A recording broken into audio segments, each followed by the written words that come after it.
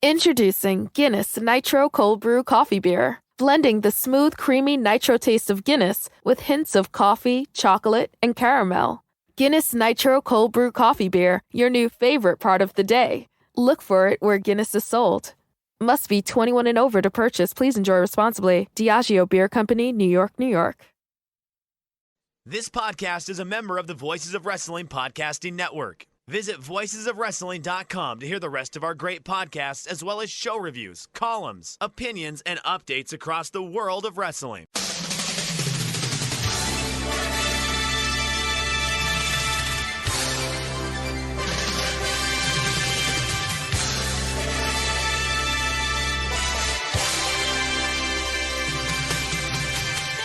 Hello everybody and welcome to the Super J-Cast. I'm Joel Abraham, joined by David McDonald.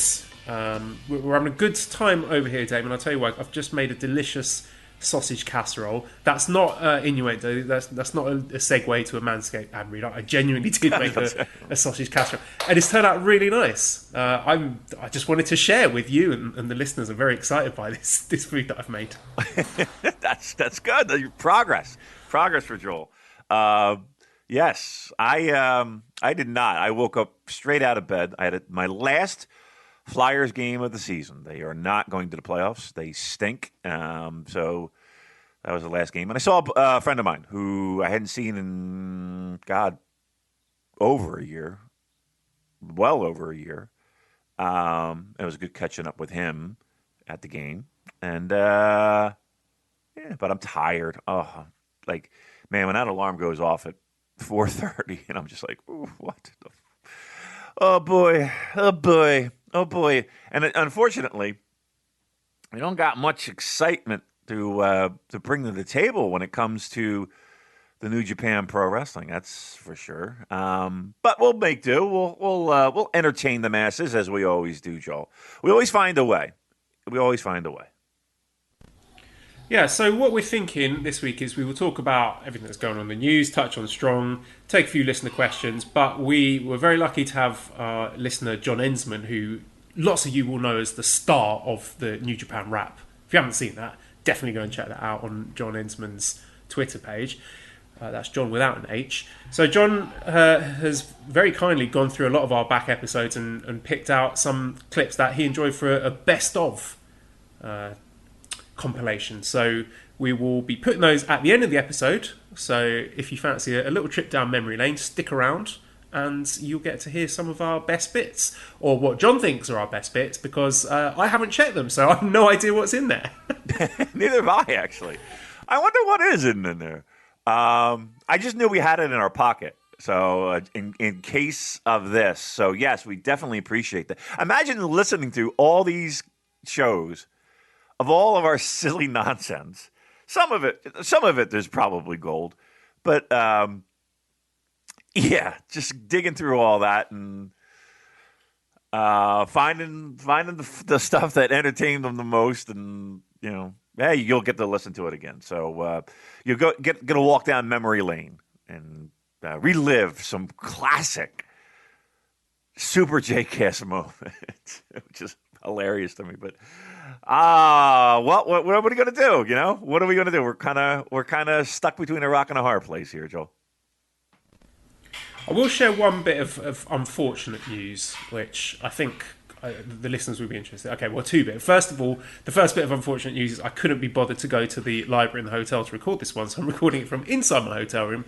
So you're going to get lots of background noise, lots of Esther yelling. I don't care. So that's unfortunate bit of news, number one. Number two is I have... it's official today that we will not be going back to China. It's not going to happen. The time frame for us... there's still no way for me to get visas for Mally and Esther, and me going back by myself and leaving my wife and my daughter, my pregnant wife here. Fuck that noise. So yeah, we've drawn a line under it.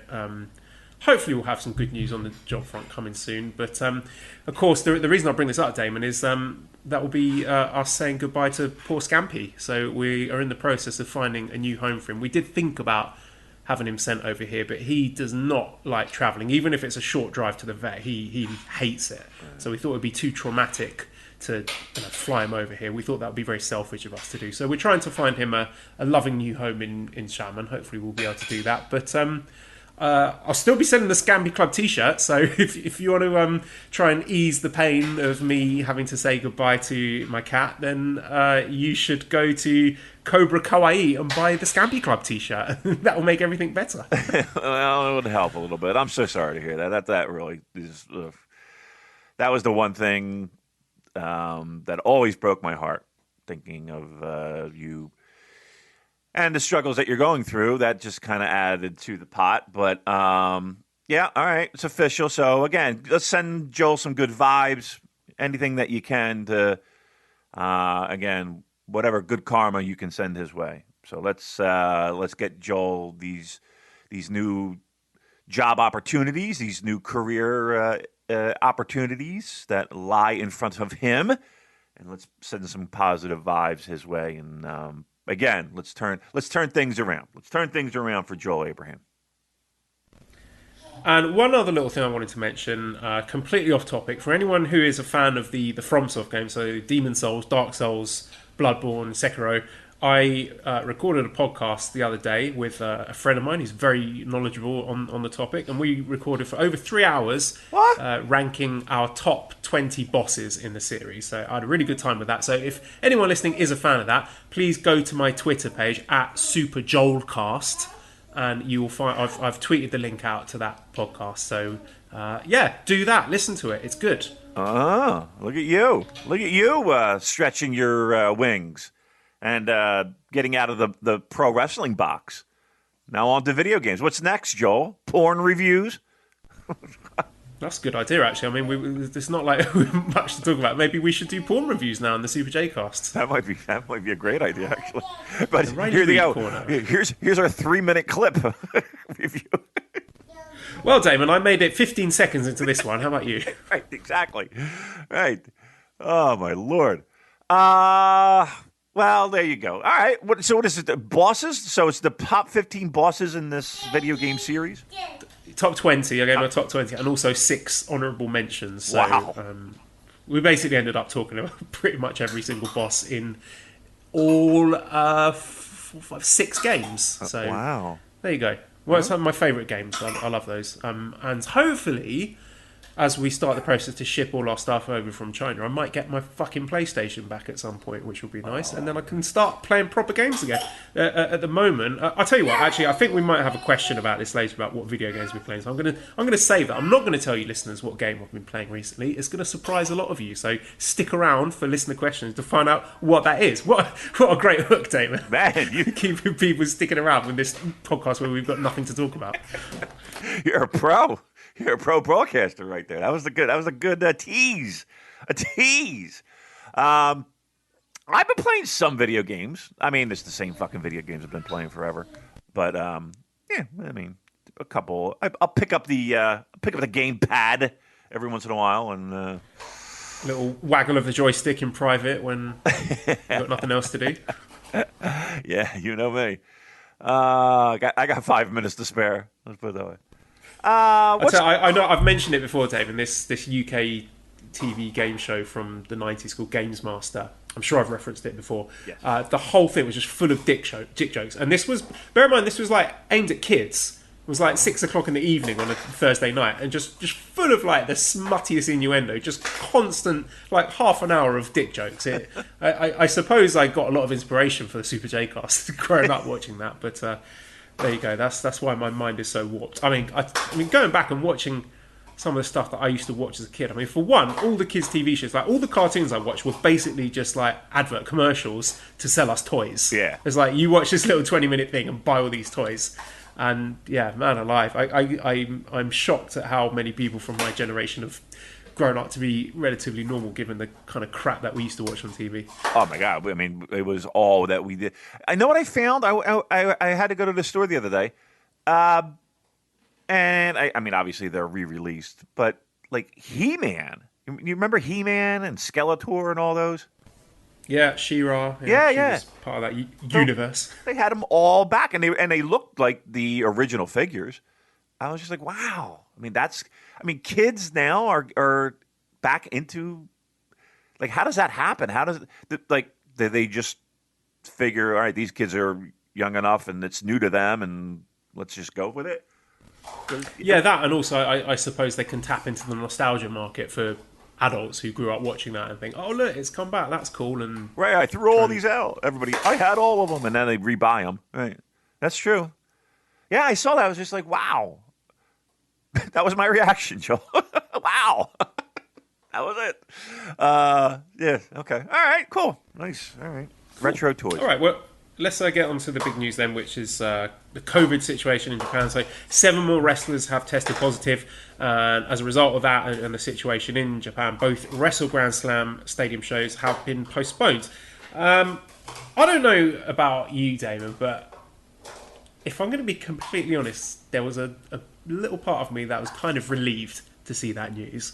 Because whilst, I'm always excited, looking forward to a big New Japan wrestling show, I felt the way they crammed in these 2 stadium shows and then Dominion was just going to be way too much. So I'm quite relieved that this has been taken off the table. I mean, obviously putting aside the safety things, yes, definitely the right move to keep everyone safe, wait till everyone's fully recovered, blah blah blah. What are your feelings on the matter? When these shows were announced, I think everyone was a little bit shocked, to say the least, that they were thinking about running these type of shows. And everyone speculated of why they chose these outdoor venues, these big outdoor venues. And again, it ranged from, hey, it's easier to keep social distance and it's open air. And, it would be the equivalent of the tickets that they would sell for a medium-sized indoor show, blah, blah, blah, blah, blah. With that said, it never felt like these shows were a cohesive thought.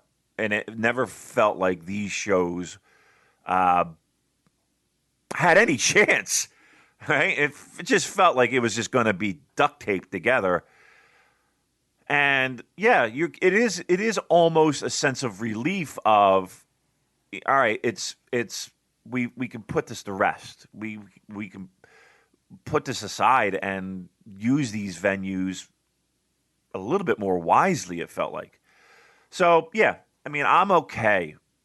Well, first and foremost, I'm okay that they made the decision that, okay, the health and safety of our wrestlers and staff and production crew and all of that goes on to produce a pro wrestling show, we're going to take the safety of those people first. Good move.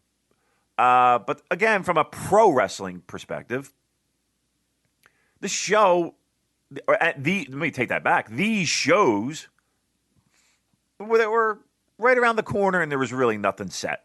There was no table set, and that's not to say they wouldn't have been good or great. I mean, you knew you had Ospreay and Okada, which again, if you're putting matches down on a piece of paper, that's a sexy matchup. And Will coming off of a fantastic match with Shingo.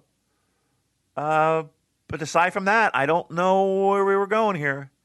And it felt hodgepodgey, and these are 2 big buildings, and it felt like they were just going to waste. So I think across the board, I think everybody is kind of, again, not happy. Happy is not the word, but they're acknowledging that it was the right decision across the board.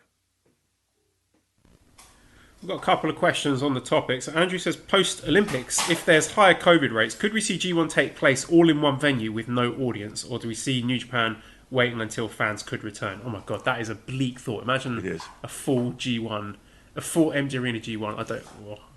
But here's the thing. Just sick into my mouth a little bit. Yeah, but here's the thing. Everything's on the table at this point. Because who knows, right?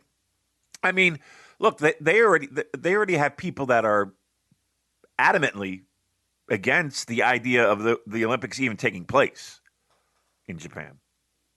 There are people that, are just like, can we just forget about these Olympics things? We have a big problem here right now. And then, I mean,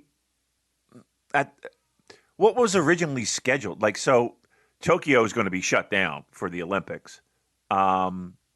New Japan's not going to be running any shows in Tokyo at that point. I guess if they were to be running shows, they would be well outside of Tokyo. And that's going to be a bit of a hassle logistically to pull off. And then we go into G1, which would be, I mean, is it still scheduled for October? Like September, October? Yeah, that was my understanding. Yeah, I mean, would this COVID situation be under control by then? There's so many variables. But to say that something like what that person proposed is off the table, I don't think anything's off the table at this point. An empty G1, it's certainly a possibility. Who knows? The problem is that they have no control over it. They can have 55 contingency plans. The bottom line is that virus is dictating the plans at this point. And I hate to say it, until there is a ramped up vaccine situation, that's not going to change. That's the honest to God truth. It's just not going to change until there is widespread mass vaccinations, and we know all the roadblocks that go into that, both from a government perspective and a personal choice perspective. So, look, everything's on the table, Joel. Everything's on the table. And Luis asks, do you think we get New Japan content that isn't wrestling? Remember the stuff they did before they returned to the ring, all those various sit-down shows they did with New Japan stars. Go ahead. Yeah, go ahead.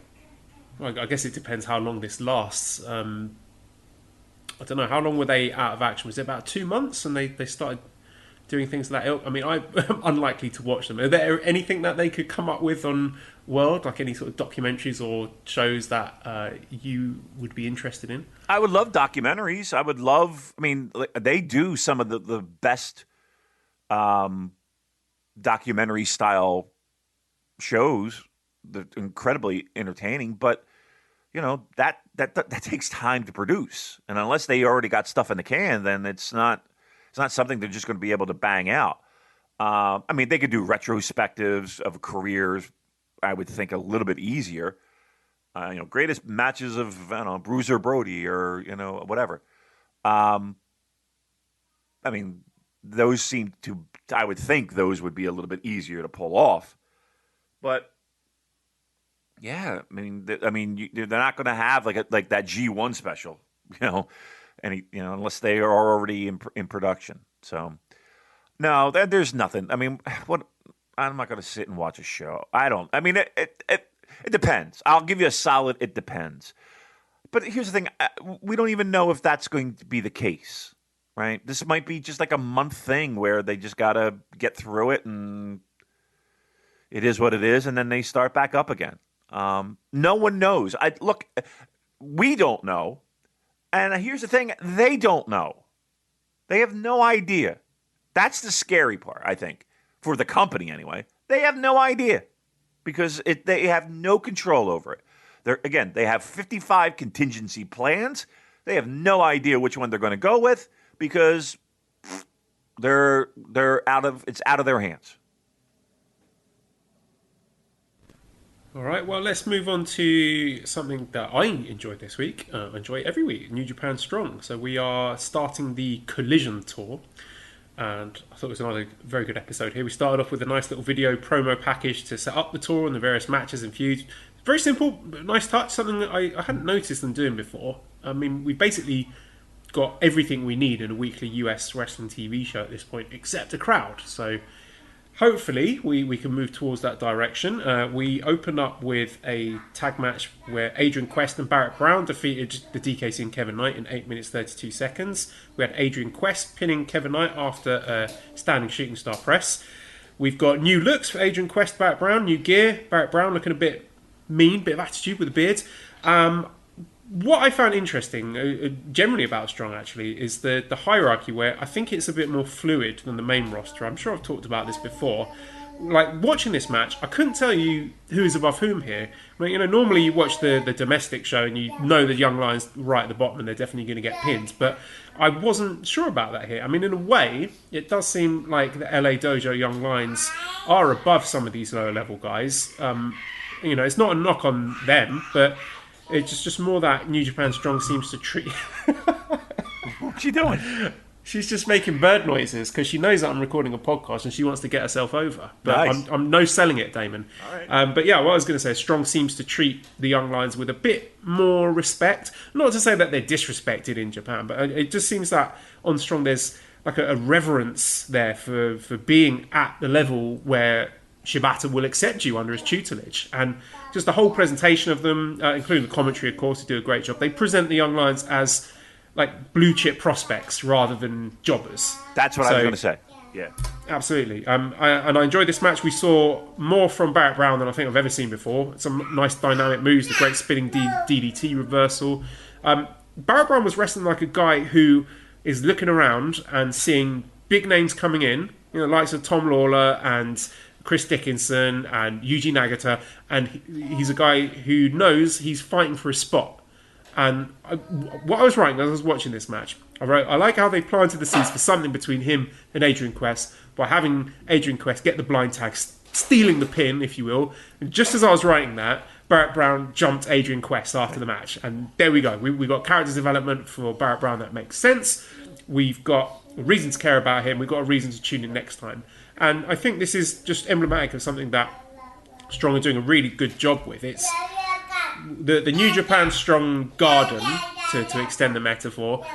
They're not trying to do too much too soon. You're not getting big angles every week. They take their time with the wrestlers and the stories. They're very simple, and if you're good enough and you're persistent enough, you will get your turn. That's the feeling I get with Strong. Like, I've been watching Barrett Brown for months. Up until now, I haven't had a reason to really notice or care about him. But now they're giving me one, so the investment is there. And now I'm looking forward to seeing what is going down next time between Barrett Brown and Adrian Quest. Right, and these guys might not be a main event. I think it could be, right? Like on a Strong, right?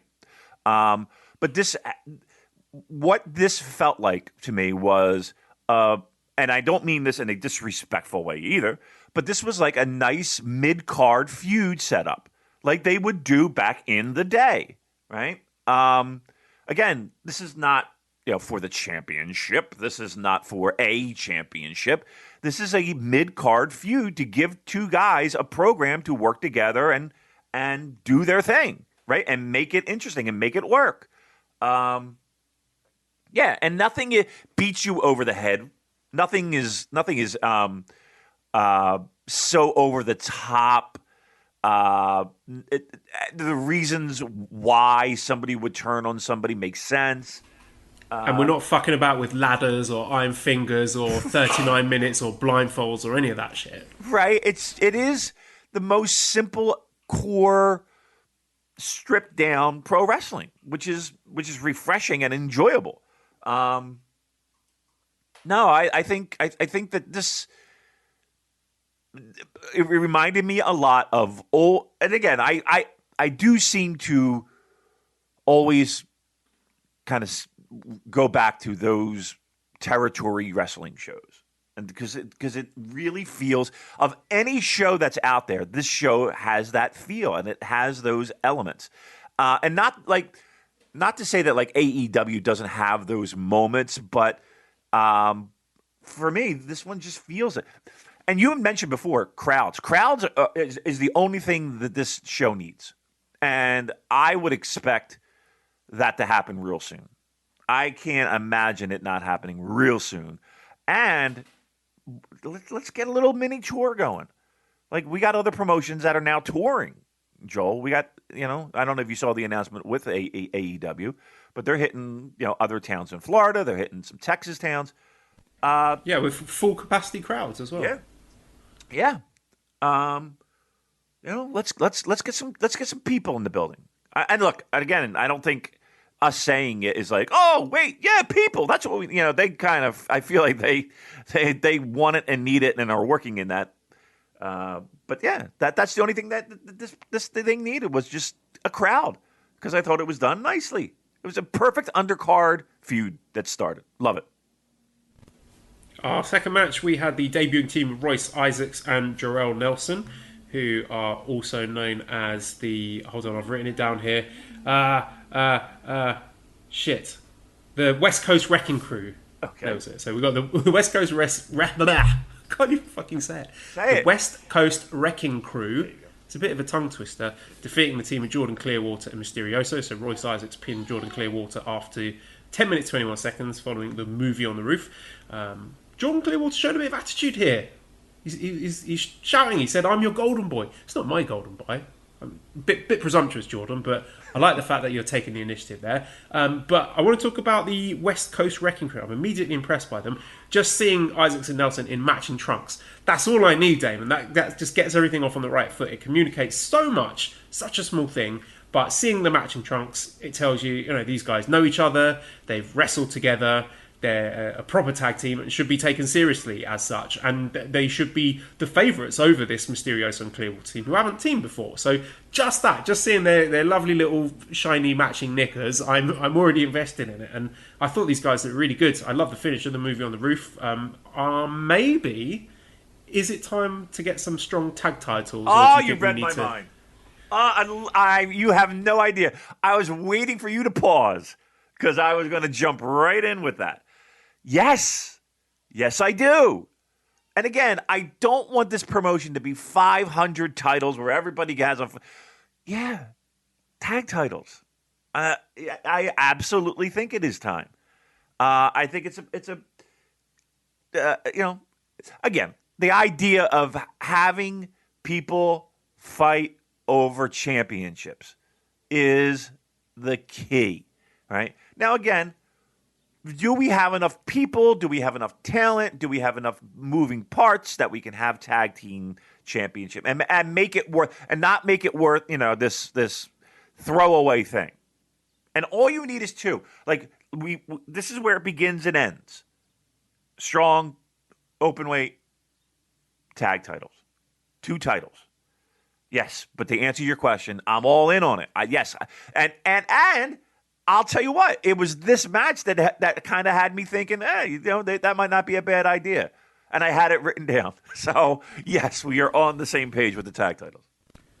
Yeah, they said that in their backstage promo afterwards, that they're there to win championships. I thought, ooh, strong openweight tag titles. Yes, please. I mean, we've got them now. We've got the Regal Twins as established tag teams, but there's definitely other ones they could come up with. I mean, Young Lions tag team, you could do a couple of those. I'd be invested in those. Something with Team Filthy getting a tag team out there. There's probably tons of others that I could think of as well. So definitely some fertile ground for a proper tag division there. And our main event was a special tag match with Chris Dickinson and John Moxley defeating Ren Narita and Yuji Nagata in 9 minutes 18 seconds. John Moxley pinned Ren Narita after hitting him with a Death Rider. I love seeing Yuji Nagata open strong. I want to see more guys coming over, doing stuff like this, working strong, working Dynamite. I love how they're also building this this narrative around John Moxley as this guy who just works wherever the fuck he wants. He doesn't care about company politics or forbidden doors. He sees a guy who wants to fight and he's there, whether it's on network TV in front of a live crowd or whether it's in an empty arena. He's just going there for the fight, and I like that. It's a really good gimmick for him. And I'm looking forward to this US title match on Dynamite. Yuji Nagata can absolutely still go. These kind of brawls are his bread and butter at this point. I also really like how they're keeping the continuity of the Ren Narita against Chris Dickinson rivalry. That Chris Dickinson, the only person he's lost to is Ren Narita. So, again, it's very, very simple, very, ABC booking, but it shows that strong respect, their own admittedly young history, but they respect it. The results matter. The wrestlers remember things. You get rewarded for being a regular viewer who pays attention. And, these are all things that we would say a lot about the main roster in days gone by. But, Strong are arguably doing a more consistent job of that these days. You could see Chris Dickinson was absolutely loving the chance to be in the ring with Yuji Nagata. I'm not sure if they've wrestled before, but, these are not a bunch of dudes phoning it in, despite the circumstances. Being in an empty arena for a show that probably not too many people are watching. They are all absolutely bringing it. We've got 4 quality wrestlers here from different backgrounds at different points in their career. They know they've got 9 minutes and they're going to go out there and make it a bloody good 9 minutes. It's not making any notebooks, but you're going to have a fun time watching. I'll tell you what it is, Damon. With Strong, it's a show that respects your time.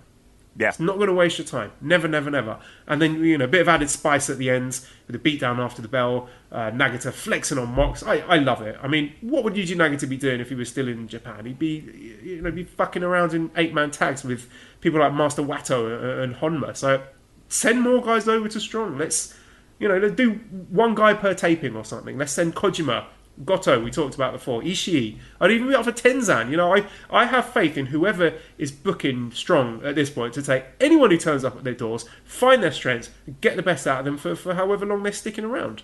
Yeah, I agree. It felt special, didn't it? It felt like a special. You don't see this often, even though you might see it often, but it felt special, right? And that's the way that this show is designed, to give you these little nuggets that during a New Japan show. Look, everybody loves Eugene. Nobody's turning him away. Nobody's. As a matter of fact, he might be the people's favorite dad. But to see him here, and I don't know, it just gave a special shine. It gave I don't know, an importance to the show.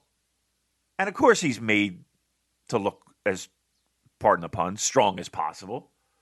And Moxley being there adds an added level of excitement.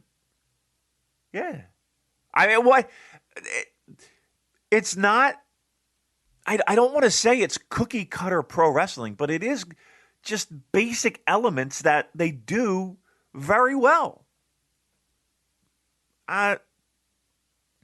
It's my favorite wrestling TV show right now, and it's simple.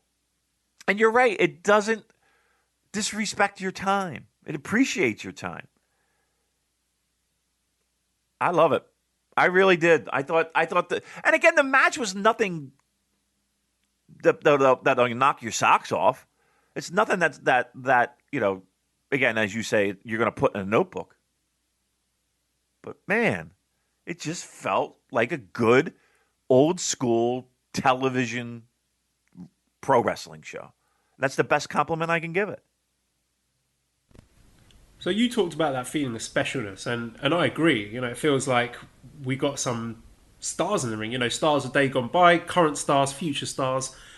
How much of that specialness do you think, and that buzz, is because of AEW Dynamite? Because they, I think, have done a very, very good job hyping this Moxley-Nagata title match coming up.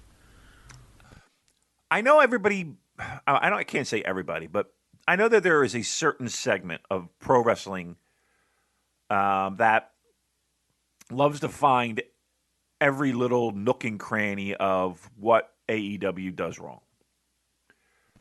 I don't think. Sorry. I think people have leveled that accusation at us in the past, unfairly, if I might say so. I think we give AEW their dues, and I think I'm starting to see green shoots of what could be a really productive partnership between the two companies here.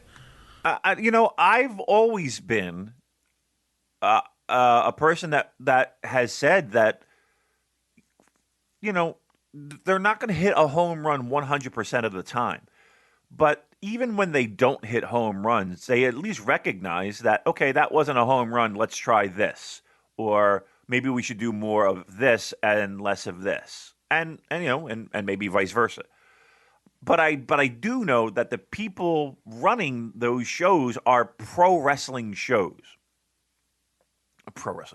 They're pro wrestling fans running pro wrestling shows, which I think helps tremendously. They respect, I hate to sound like this, they respect the biz. They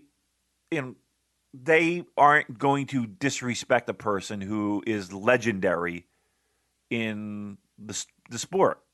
And I appreciate that. And the fact that in recent times, AEW has done everything in their power to put over New Japan guys. right? There hasn't been every single person that's appeared on their show has been treated with the respect and that they deserve, and been given a position on the card that they deserve. Right. Yep. So this is not a scenario where I go into it thinking, oh, this is a TNA situation, or oh, this is Shinsuke going to fucking NXT, or this is this guy, he's no longer on my radar because I just can't watch him go through the motions and in that company because it just his history is erased. So it's not that case at all in any scenario with AEW. So for me to see guys on AEW coming over and put in high profile angles and to do fun, interesting things on, national cable in the United States, as long as that's maintained, I'm going to be truthful. I'm all for it. I am all for it. And I'm not saying it has to be this inter-promotion feud and all that. I'd be perfectly content with what it is right now.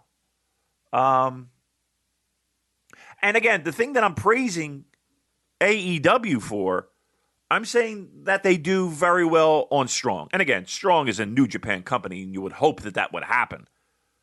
But, here's AEW that doesn't really have to do that. They don't really have to do that. And we've seen in the history of pro wrestling where a lot of times when guys from Japan come over, they're not really treated with a ton of respect. So this is good. I'm perfectly. Not only am I perfectly fine with it, I think they're doing a good job with it, and I want more of it. In Ring Art says, is sending over Nagata an experiment that might lead to some major names coming to the US, especially since California is supposed to hit herd immunity by July. I think Strong is filmed at a theatre about an hour north of LA and can definitely hold at least a few hundred fans. And John says, do you think that New Japan Strong will start having fans? So yeah, I mean, we touched on that. You are fully expecting fans to get involved at some point. And what do you think the prospects are of some bigger names flying over from Japan to take part in Strong? Why not? Why not? If they can get in the country and they can, I don't even know what our quarantine policy is in the States, getting into the States, but yeah, I'm all for it. Let's do it. And again, I like it that it's guys that, the dads, and even you threw out names like Tenzan and Kojima. Those are guys I would be perfectly fine with coming over. If they're young lions, having them come over. Even if it's, we got Finley and Juice in Impact. Have you watched any of that? I haven't. Neither have I. I don't even know what Impact is on in my. I don't even know where to find it. And it's not like I'm going out of my way to try to find it. But yeah, I mean, I like the idea of older guys coming over and having a little vacation and do a little Strong, maybe do an AEW. I'm totally cool with that. Yeah, I mean, anybody they can bring over, I'd be all for. But here's another thing too. While I like the level of people that they bring over. Like, I don't know if I want to see, like, an Okada over here. And I don't know if I want to see, like, a Jay White over here. And I don't know if I want to see a Naito over here. You know what I mean? Like, I kind of like the level of people that come over. They're not guys that are going to steal spotlights, but they're big enough to be, they're the main event of the show. Does that make any sense? Yeah, and also I'm interested in seeing more from wrestlers that we don't get to see a great deal of in Japan. So, right. I already know what an Okada or a Naito or a Jay White can do. They're getting all the spotlight in Japan. They get all the a lot of the main events. I want to see people who don't get that showcase and seeing what they're capable of. Yep. Or like, how about, like, even though they're in the, in maybe the hottest faction right now, but even like Okan or Henare and Cobb, or stuff like that. I mean, I hate to say God, but God.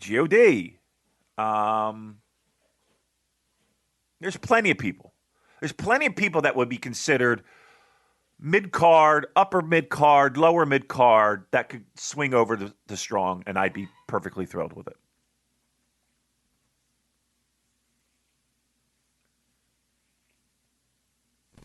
Sorry, Maliwan asked me to get a dummy for Esther, so I was temporarily away from the... Did you ask me a question? No, I did not. Okay. But Well, let me ask you a question, Damon. Let me right. throw a curveball at you. Jason says, what's the status on Shooter Umino? Why hasn't he showed up in Japan or Strong like Ren Narita? So Ren Narita making a name for himself at New Japan Strong at the moment. What say you to the possibility of Shota Umino joining him? You know what I haven't had in a long time, Joel? You know what I'm craving? A big wank. No, I had that recently. No. Before the podcast. I like to get it out of my system before we record, so... I don't, listeners. I keep my energy in. I get it out right after we're done. No. I want something to eat. I want something to satisfy a hunger. Maybe a sandwich. Do you want a sandwich? I would love a sandwich. I'm sure the listeners would love a sandwich as well. It's been a while, hasn't it? It's been a while. So I hope that answers your question, Jason. We would also... Sorry for getting sidetracked with our bloody stomachs and talking about food all the time. The state of us.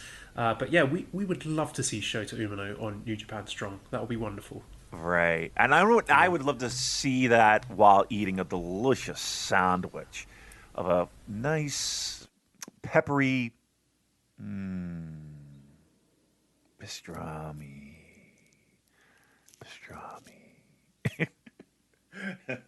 Sound like Homer Simpson. All right, there you go. How's that?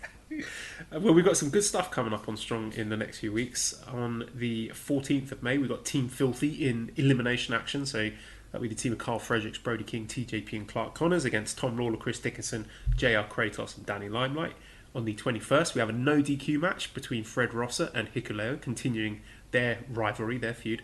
And on the 28th of May, we have the Strong openweight title match, Tom Lawler against Chris Dickinson. So Lawler and Dickinson have been saying on the social medias that, just because they got a title match coming up doesn't mean that there's any disharmony in Team Filthy. They can still be stablemates and get along, but also have a competitive title match and see who the better man is.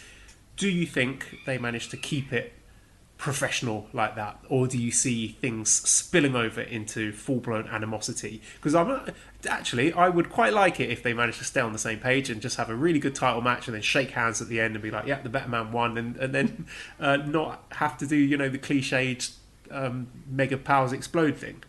Well, okay, I was about to say, in the history of pro wrestling, give me the times where that hasn't happened. The mega powers explode. Well, okay, I'll give you one. Hiroki Goto challenging Okada for the IWGP heavyweight title, and then being like, "Oh, I lost. You're better than me. Can I be your bitch now?" Right. Well, let me put in a little asterisk. In the United States, has that happened?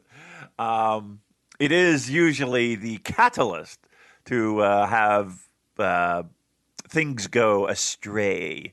So it might not happen immediately, but as we like to say, more seeds planted. I would like it.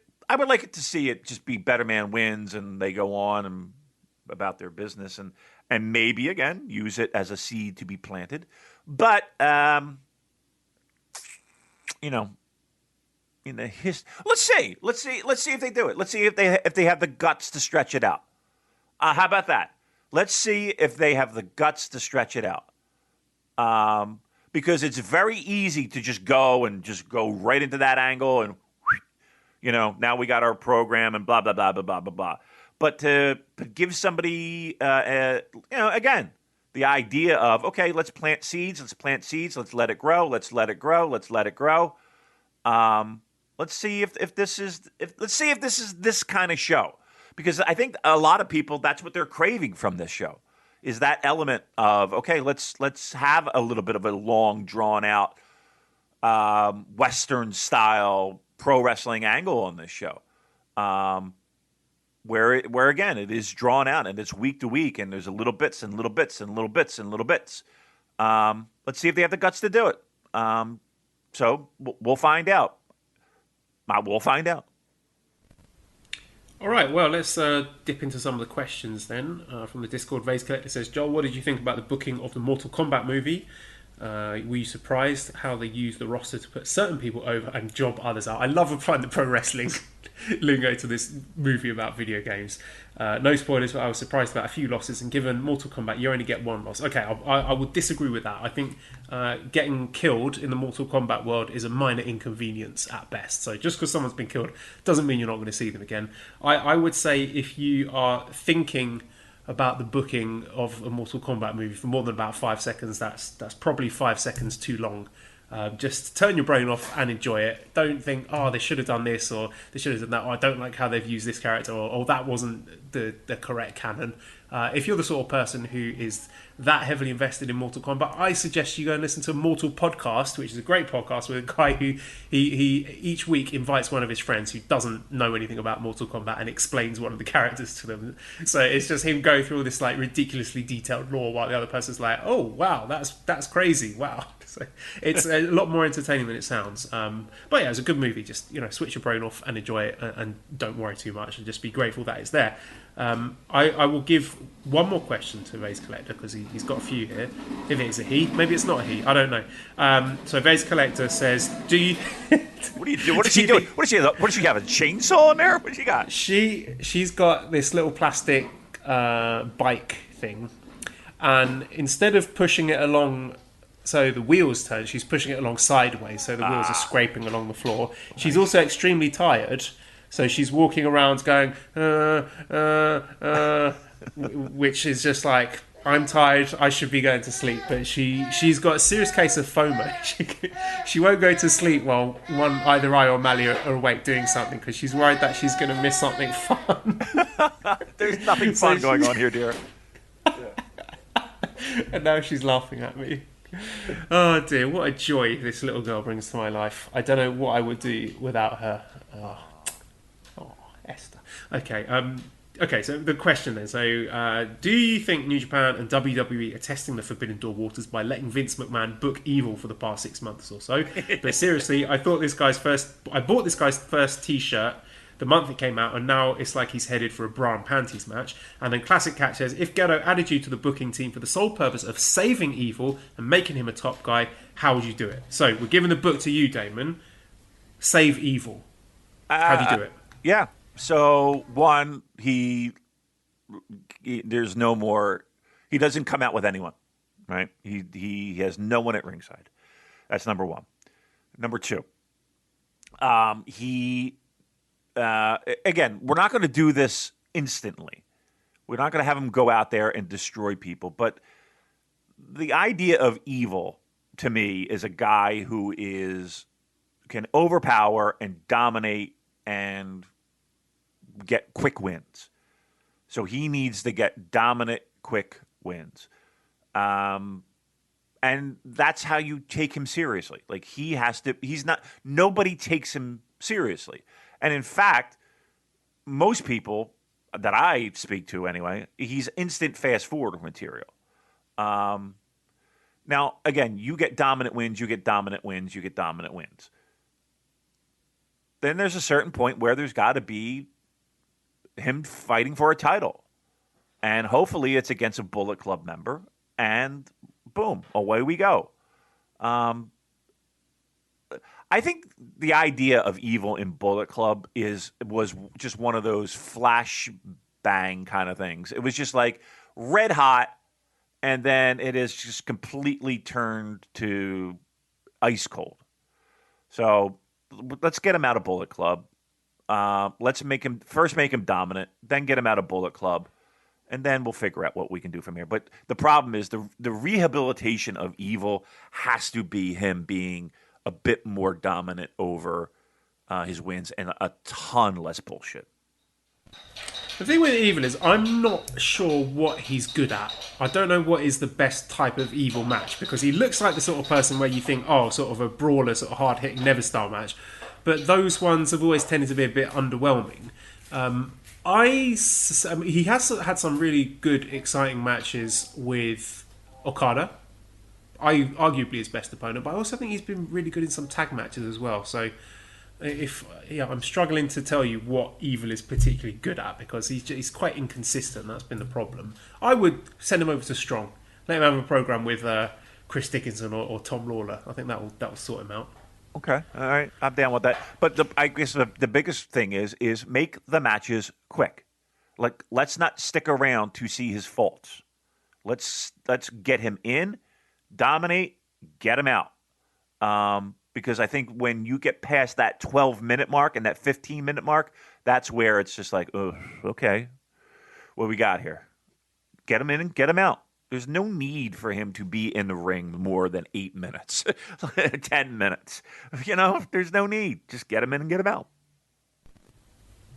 Xavier says, will Joel be playing Resident Evil Village? And what are Damon's thoughts on Lady Dimitrescu? So I will be playing Resident Evil Village again. As soon as my PlayStation arrives and I can actually get access to it, I would love to play it. So in this Resident Evil game, Damon, there's a character who's caused a lot of buzz online. This character is called Lady Dimitrescu. I know they said the pronunciation is Dimitris, but that's not how the surname is pronounced. It's a Romanian surname. There have been footballers with the surname Dimitrescu. It's pronounced Dimitrescu. That's how I'm going to say it. So she is a 10-foot tall vampire lady. I see. I'm sure the listeners would love your thoughts on giant 10-foot tall vampire lady Dimitrescu. Well, she's got at least 4-foot tall boobies. I believe she chases you round this castle, and she's got big sword fingers, and she's trying to catch you. And this led to a lot of very funny sort of memes and fan art and mummy stuff. Yeah. I mean, yeah. That's fine. I mean, 10-foot tall, huh? All right. That's a hat she's wearing. Okay. She has this gigantic, like one of those Kentucky Derby style hats. Is that what her gimmick is? Is she kind of like a southerny vampire? I think it's supposed to be Eastern European, but again, I haven't played the game, so I'm not sure. I could be completely wrong. All right. Well, look. There was She's got two things you like about her. Yeah, let's leave it at that. All right, very nice. 10-foot. Cal Razen says, "Hey guys, Naito LIJ fan here. Do you think we will ever see Tetsuya Naito as IWGP World Heavyweight Champion? And also, do you think the new belt was aesthetically designed to look good on Ospreay specifically?" I hope not. I mean, I think it looks good with anybody on it with a anybody with a nice face, a small waist, and a. Do you ever see those girls that are online? They do that stupid, not stupid, but well, I mean, why am I saying this? Why am I exposing the fact that I've seen these things? Do you have any idea what I'm talking about, Joel? No, you just said these girls online who do this thing, and you did not give me any more details on that. I told you that my Instagram is littered with young ladies. It's all it is. Like, if I hit that, the algorithm got you. The algorithm got you bang to rights, mate. I just did it right now, and it's like Duran, hockey, and then these girls that do these dances. I guess that's like the cool thing to do now. Like these girls that do these, like they move their arms and all this shit. I sound like grandpa right now, but like I may have clicked on one or two of them, and they sing this song about having a short waist, and they like point at the waist, and they go pretty face, and the two fingers go up to their chin, like smile, pretty face, and like they talk about their supple hiney, and then they turn around and like it's like caboose or something. I don't know what the fuck they say, but I've seen like at least 4 or 5 different versions of girls doing this thing. I don't know how we got here, Joel, but that's what I think the next time we have a bet, the loser should have to make one of those videos. That would be horrific. Yeah. But that's what my gram is littered with. So So yeah, Naito is heavyweight champion again. Oh, right. Yay or nay? I'll go with I'll go probably. Yeah, Probably. me too. I definitely think there's another Naito Okada Tokyo Dome match in up Where? their sleeve. Yeah. I don't know when. Yeah, but, exactly. Probably sooner rather than later, given the physical deterioration of both guys. Okay, Chris says, I know it's looking far in advance, but how the hell are we fitting everyone into 2 10-man G1 blocks? Finley, Hanari, and Carnivore, solid cases, not to mention potential outsiders like Mox returning or Andrade coming in. Who gets the chop? Well, first of all, Damon, do you think that they are sticking to the 20-man G1? Yeah, I do. Why not? They got it. Yes, they will. At a push, I would say, I know we did touch on this last week, but I haven't had a week to think about it. I would say Yujiro's out, so Okan is in. Okay. And you know what? That's all I'm going to give you. That's it. I would just say one change from last year. Oh my god! If Suzuki doesn't want to be in it, then we'll throw in David Finley. Right, Finley. Is Hanare in it? I would love him to be in it, but again, if we're putting him in, we need to take someone out, and I don't know who I would take out at this point. Who are some of the sort of lower ranking people in last year's G1? I don't know. I don't. Again, I don't. Let me look. Right, I don't see how they can't do. I mean, how are they going to squeeze in people and not do 20? You know what I mean? Like, I think it's a given. Okay, so the participants then. So we have. I'll give you a name. You just say in or out. Okay, so this is from A block. Osprey. In. Yujiro. Out. Taichi.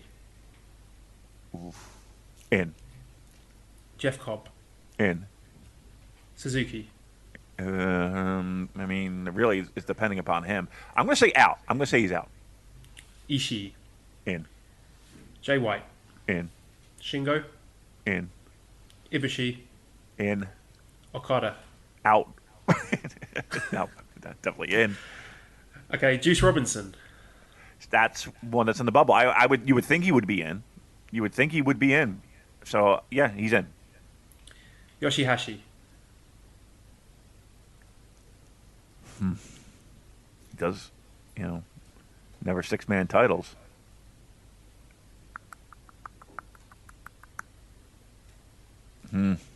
Yeah. I'm keeping him in. You need pin eaters. Eaters. He's in. Now, the next one I give you, remember, this is not what you want. This is what you think will happen. Yano, in or out? In. Sanada. In. Kenta. In. Goto. In. Zack. In. Evil. In. Naito. In. Tanahashi. In. So that's 2 spots then. We're taking out Yujiro, we're taking out Suzuki. So we're putting in Okan, and then your second spot you are giving to Hinare or David Finley or someone else. Or Finley, yeah. Hinare, Finley, yeah. No, you can only have one of them. I mean, I'm saying either one, but I'll go with Henare only because he's already in the country. So why not? Why pay for the flight? MMA Army says, fantasy book a New Japan return for Andrade. Does he hook up with LIJ? Does he target them? So you're on the phone to you, Damon. Like, Damon, we managed to get Andrade. He's coming in, La Sombra, whatever we're calling him. We're going to debut him at this show. What should we do with him? I don't think they would have him show up and turn, like, show up and attack LIJ. I don't think they would do that just because of the Well, I don't know. I mean, it's pro wrestling. You can get away with just about anything. To me, him outside of LIJ is more interesting than him in LIJ. But I will say that there is an open spot in LIJ, so that would be the easiest thing to do. I mean, that would be something that really wouldn't require that much thought and process. But I would have him debut and turn. VYZNDR. Visnudr. I don't know how to read that. The last match I was genuinely excited about was when Yoshihashi and his subordinates won the 6-man tag belts. Is that an indictment on me or on New Japan? I think there have been plenty of exciting moments since then. Honestly, that was one of my highlights of the year. It was a real feel-good moment. I was very happy for Yoshihashi. He deserved that, and I've enjoyed everything he's done with another 6-man title since. But I think to say the last time that was the last time I was genuinely excited would be untrue for me personally. Me too. I mean, I loved Will and Shingo. I thought that was just fucking so good. I thought the New Japan Cup was good. I thought there were plenty of good moments. And the Dome shows were good. So no, I mean, I for me, there's been lots of good stuff. I mean. Let's not go overboard and say lots, but there's been plenty of good stuff. Little Jeffrey says, anyone having issues with New Japan World repeatedly pausing? Do you have issues with New Japan World repeatedly pausing? No, but I do have a Fire Stick where I constantly have to log in every fucking time. So I do have the Voices of Wrestling issue as well. So every time they tweet that out, I'm right there with them.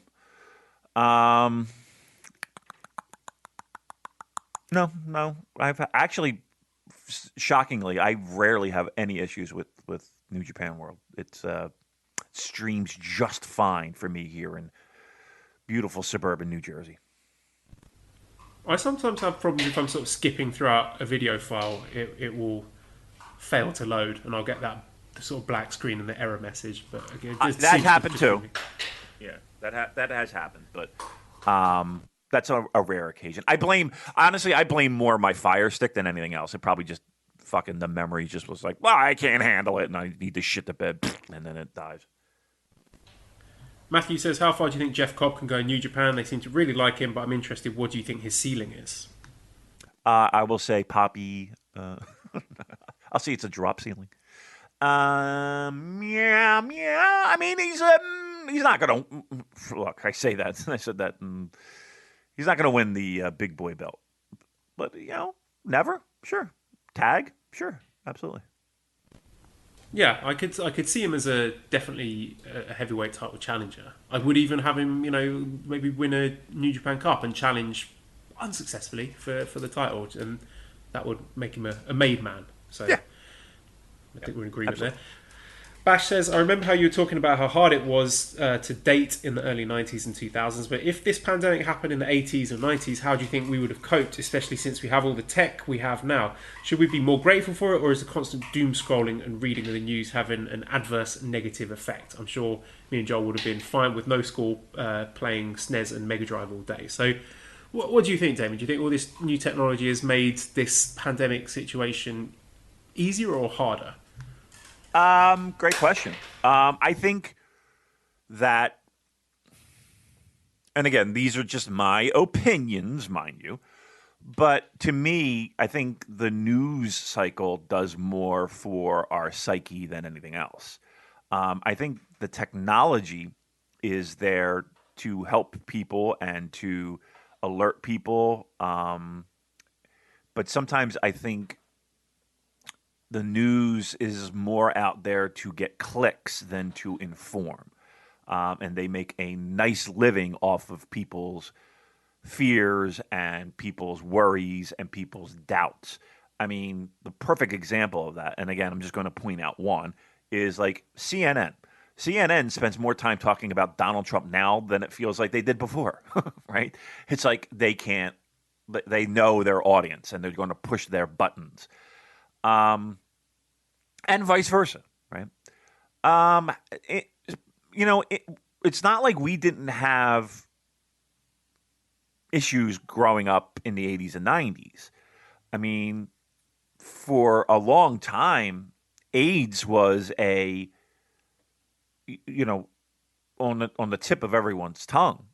It was, and people were scared because they didn't know what it was and they didn't know how it was transmitted, and there really wasn't a lot of information about it, but you knew that it was this deadly disease. And you kind of knew it was spread through sexual contact, but then it's the whole, well, I don't want to share a toilet seat with this person, or I don't want to take a shower in the same shower a person, So there was a lot of misinformation. So I think back then there was a lot of misinformation because we didn't have a great method to communicate information. And I think now, just the opposite. We have too many methods of communicating the same information, and everyone can communicate misinformation and relevant information. And it depends on the source that you want. So I think we had the same problems, just different ways that those problems magnify, if that makes any sense.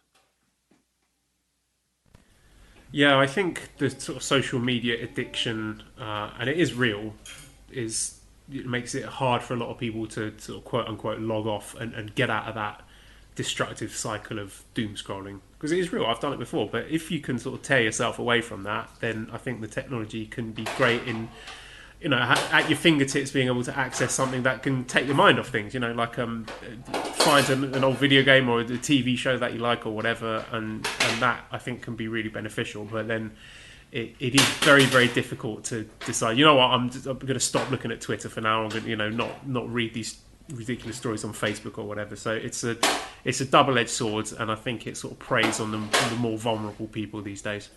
It does, but here's the thing too. It's like if you're a person that just can't, I'm not a texter. I don't like to text. I don't like to have conversations over text. It exhausts me. I have a little bit in me and then I peter out real quick. But honestly, I feel like a bad person because I do that, and I'll just hop out of a conversation and just not respond. Or I'll see a text and just not respond just because I don't need. I don't know. You know what I mean? I don't have that nugget in me. it's just not for me. And I feel like the idea of being a person like that is, oh, you don't, you see my, why don't you just respond to me? Or, you know what I mean? And it's just it's not, I feel bad for that. And I think the idea of constantly being in contact with people is the pressure of that is, I don't know. It's just I don't want that in my life. You know what I mean? Does that make, I know I'm saying, does that make any sense a lot today, but does that make any sense? Yeah, absolutely does. Sometimes it's good to not be online. Some people are too online, and I think there are a lot of pernicious elements on there that can just sort of ruin your day and just make you upset. Even if I have a negative experience online on social media or whatever, then that's all I'm thinking about for the next few hours. Despite what I might be doing, I might be going to a lovely restaurant or doing something wonderful with Esther. I'm thinking about the fucking argument I had with rando number 342 on Twitter, which is mental, really. It is, but it's the truth. You know what I mean? That's why it's just not for me. I mean, I do that with, dude. I deleted my Discord. Like I deleted the app because You're not the only one. you know what I mean? Like I just know, like I know my limits, and then I try, and I'm like, oh, maybe I should be more involved, and blah blah blah, and it never. No. Never ever put pressure on yourself to be involved more than you're comfortable doing. You're under absolutely no obligation to do that, mate. I know, but still. And then I do it, and it turns into a fucking dumpster fire. Yes, 4 people have been banned. Someone started a breakaway Discord. Everyone's changed their names to hashtag to I know. Discord. I know. I'm like, really? I mean, and just so. Then at that point, I was just like, this is so silly. Like, what am I? So yeah, it was just like, I can't do it. I gotta go. But I just like to call, a little hurricane, a little tornado that just passes through, shake things up a little bit. Love it. It's always fun and exciting when you drop by. Always. Oh yeah, I'm sure Nicole loves it. She can't wait. The 2 naughty little boys. She's like, "What have you kids done this time?" Yeah. The funny thing is that I thought other people could ban people. And I was like, well, they'll never know it was me. I was like, it's you, Joel, or Nicole. I was like, oh, what? Sorry. Oh, well. I'll get over it. Frankie says, did you catch any of the blood sport stuff that featured a fair few New Japan wrestlers? He says over the weekend, although this question is quite old. So did you catch any blood sport? No, I haven't. I didn't watch. Usually, I remember back in the day when WrestleMania weekend, there'd be all those shows, and I would watch the vast majority of them. I didn't see shit this year. I didn't see nothing. So no, I did not watch it. Was it good? Was it any good? I didn't watch it either, mate. The only blood sport I like is the Jean-Claude Van Damme movie, which is one of my favourites. That if you haven't watched, listener, you got to go and check it out because it's awesome and probably a fair inspiration for Mortal Kombat as well. So, secret underground fighting tournament in Hong Kong where all the world's best martial artists meet to face off. Just the premise alone has got my mouth watering. So, great film, Bloodsport. I'll take your word for it. Oh, sorry. Yeah. Marcus says, what are the best Dontaku matches of past years? One of my favourites in recent memory is 2018, the Okada-Tanahashi match, which was Okada's 12th successful defence of that reign, I believe, and just an outstanding match. I wrote a piece about it for Voices of Wrestling about Tanahashi, so that's one that springs to mind. Damon, you got any favourite Dontaku matches? It's funny because the one that I was at really wasn't a great one at all. And that was, my first New Japan Pro Wrestling show in Japan, blah, blah, blah. I traveled 12 hours on a fucking bullet train. That was headlined by Nakamura Goto winning the Intercontinental title. That was good. That was good. Also on that card was I believe it was the Kingdom against Gallows and Anderson and Maria Kanellis and Amber Gallows. Jesus Christ. Yes. How about that? Imagine taking that trip and having that on the card. Lordy. And it was Omega versus Alex Shelley for the junior title. So it wasn't the best show. But Shinsuke and Goto was good, and I have to put that on my list just because being there was pretty memorable. So I'm going to go there. How about wasn't there that Liger Kushida match that was pretty unexpectedly great? Liger challenging for the title. I don't remember that one actually. Yeah, it was like a whole thing.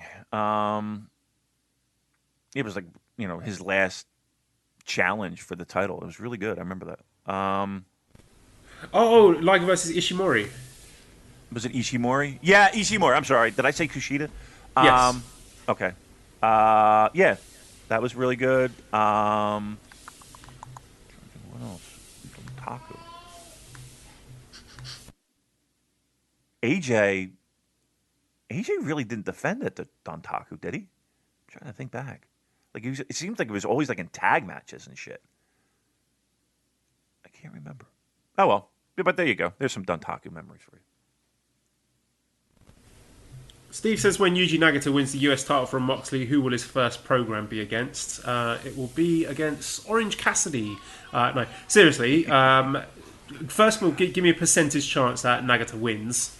And then, if he did win, who would you want to see him defend against? I'm going to say he's not losing to Moxley. I would be shocked. I'll go 15%. Maybe even less. Okay, well, sorry, 15% chance of Nagata beating Moxley. Correct. Okay. I'd go lower than that. I'd probably go closer to 5%. Right. I mean, I'm trying to put some respect on Yuji's name here. Let's say he did win. Who do I want the first title defense to be? I'll say...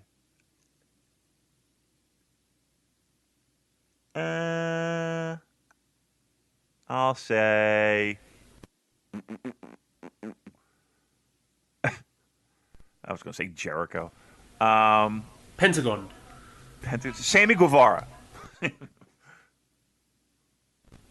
Got a fashion question here, Damon. This is a question from Cola Blue, who says, is this more of a Joel hoodie or a Damon hoodie? If you have a look at your WhatsApp, this is Twitter from Nerds Clothing Co. with a hoodie, a Hiromu Takahashi hoodie.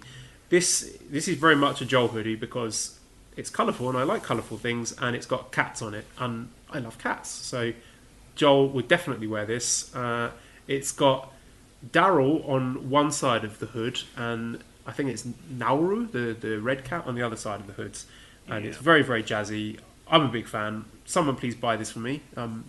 Cheer me up, poor Joel. What about you, Damon? Is this the sort of thing that you would wear around the house or go grocery shopping? I would no. No, I would never. It's everything that you described of what you enjoyed about it is everything to where I'd be like, no, I could not pull this off. I'm fat, Joel. I'm walking around with this thing. I would look ridiculous. I'm an old fat guy. No. This is too much. There's too much going on here. I could never pull it off. I couldn't pull it off even if I was fucking loaded up on ecstasy at the club in the 90s. I couldn't pull this off. It's too much. Not for me. Not for me. No, I'm a simple guy. You're very stylish, very, very stylish dresser, and this is an absolute train wreck of a piece of clothing that you won't be caught dead in because you're too fashionable for it. But I see the bright colours and the cats. I'm like, fuck it, yeah, let's do it.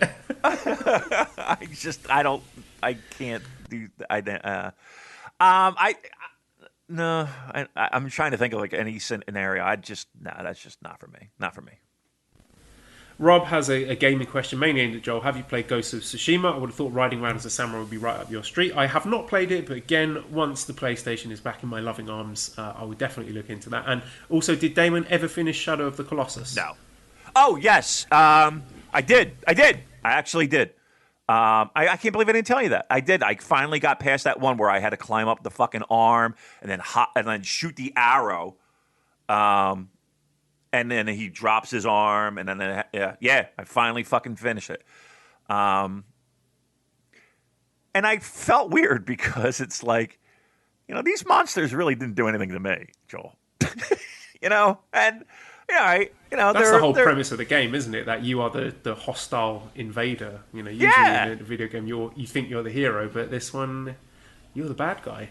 Yeah, you feel a sense of accomplishment of getting past them. Right, each level. No, because as soon as you kill it, you get the little cutscene with this, beautiful, majestic creature that was minding its own business, collapsing in its dying throes, and then the music is like, that it's not exactly a victory lap theme, is it? No, I didn't feel good at all. I felt good. Yeah, be like, oh, I finally fucking got it, and the fucking, the oil spill shoots out of his fucking head, and it's like, it's not a celebratory thing, and I got to do this constantly. But yes, I did do it. So, yay me. William says, with the Tokyo Dome show coming up, this one hasn't aged well. What are your favourite memories of being there for Wrestle Kingdom, and what are your recommendations for seating sections, best views? There aren't any. There are no good views in the Tokyo Dome. Wow. Just appreciate the fact that if you go there, you're going for the experience of being in the Tokyo Dome, not for a particularly great view of the ring. And if you really want to get a good view of the ring, I guess you've got to go with the floor seating, I would say. Well, actually, no, because then you're looking up at the rings. Yeah, so not the floor seating. I'm talking rubbish. I mean, in terms of my favourite memories, it's the social stuff. Hanging out with you, going for drinks, being in TGI Fridays, getting to meet people who've flown all over the world and listen to our silly podcast and have a few drinks and a chat together. That's the best part of it. Yeah, outside the dome is just magical. It's fun. People from all over the world. Meeting up over the love of pro wrestling. It's fantastic. There is something to be said about the first time you do walk into the Tokyo Dome, though, and you see like the field and the ring and this whole setup, and it is pretty amazing. Like it will take your breath away. Like, oh my God, I'm here. This is it. Yeah, the seats. I would actually recommend like the first level, not the floor, but the first level that rises up, because again, you're above the floor seating, so you can see the ring. But again, you're so far away. It's I don't know. Again, you're going there to be there as opposed to going there. I mean, you're watching the show, but you definitely, it's not like you're seeing it at Corkin or a wrestling show at Sumo Hall or a wrestling show or even at the Budokan. But yeah, But with that being said, it's the event. It's a whole day, and it's so much fun. So much fun. It is one of the best days of the year. Sean says, as West Ham United supporter, do you believe a European Super League would help or harm Arsenal? And what are your thoughts on the IWGP becoming an actual governing body like the NWA and working with RevPro, Impact, ROH and CMLR? So, first question, would it help or harm Arsenal?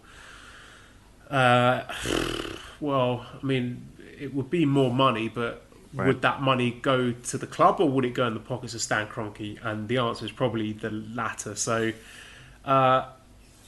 if it does go ahead, I would rather we were not in it and we're taking part in a more financially honest and open and fair sporting competition that we might actually have a chance of winning at some point, rather than being the whipping boys for all the European elites. So, would help financially. Would it help me be more interested in investing as a fan? Almost certainly not.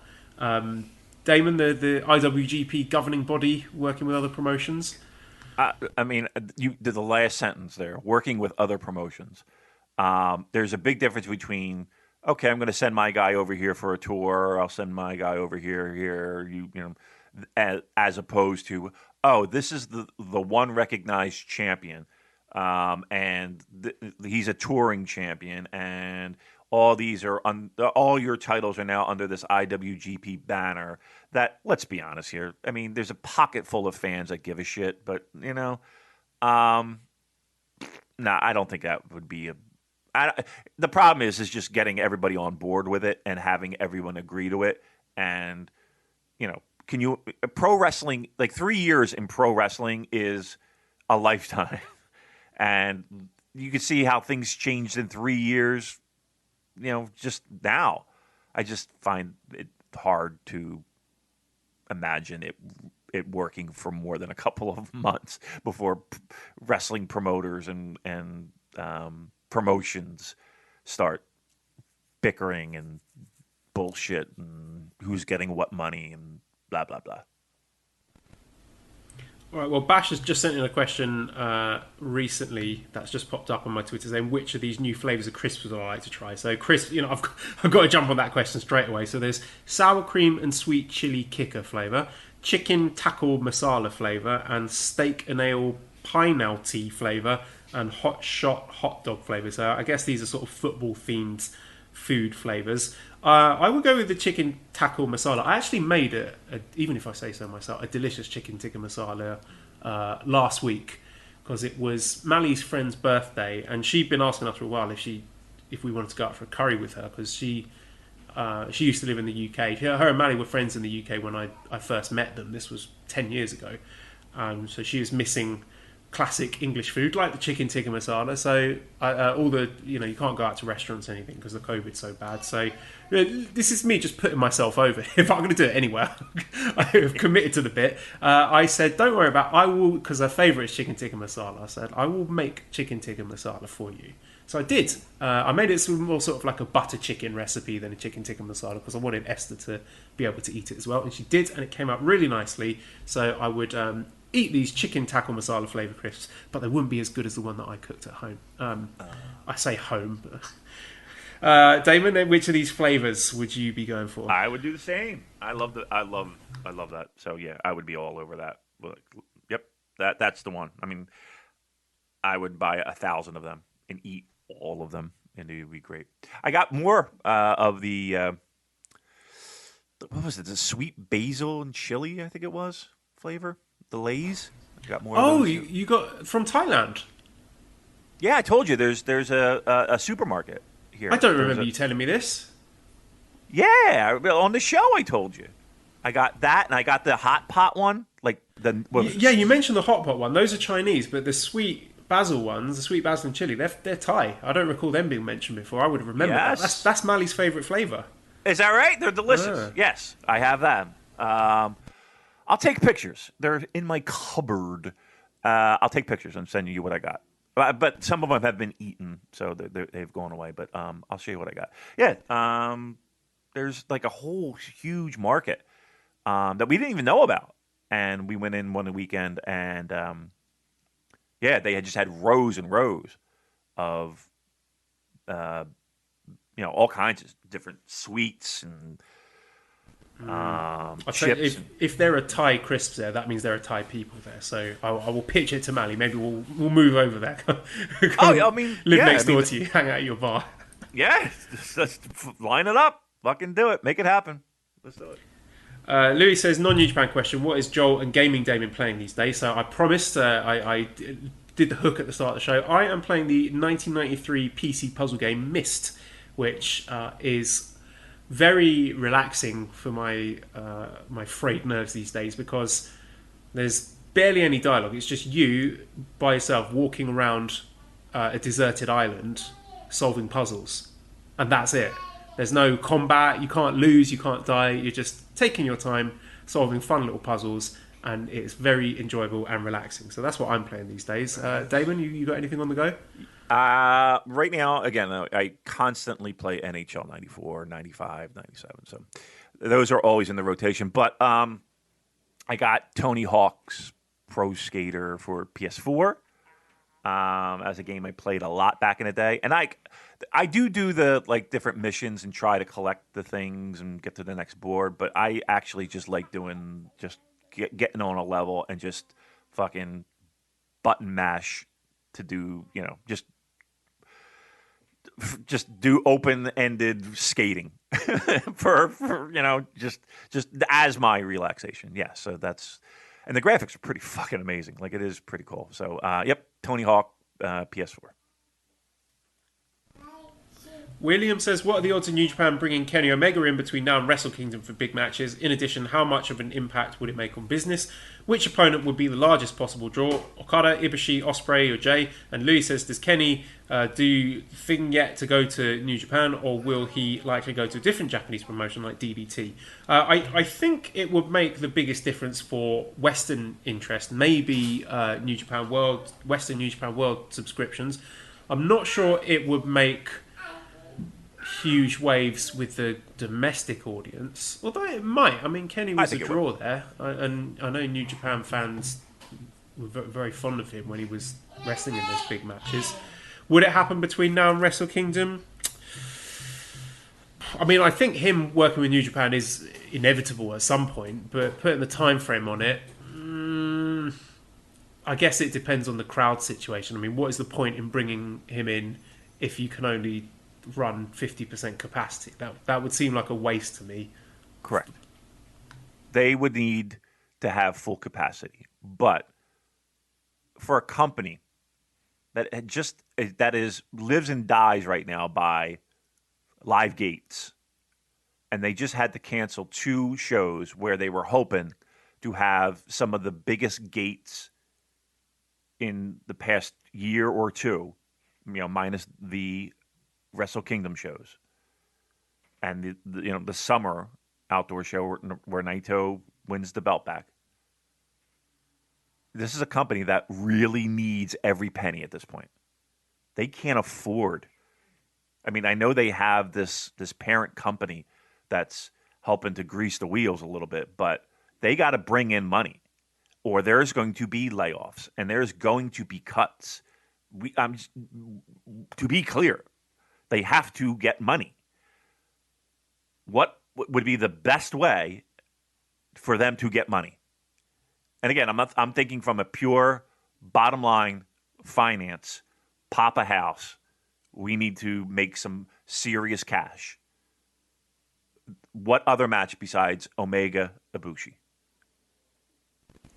Yeah, I think Omega Ibushi would be the match to do in Japan. Yep. If you're going to do something in the States, I think Omega Okada. I think that would sell out. Yeah.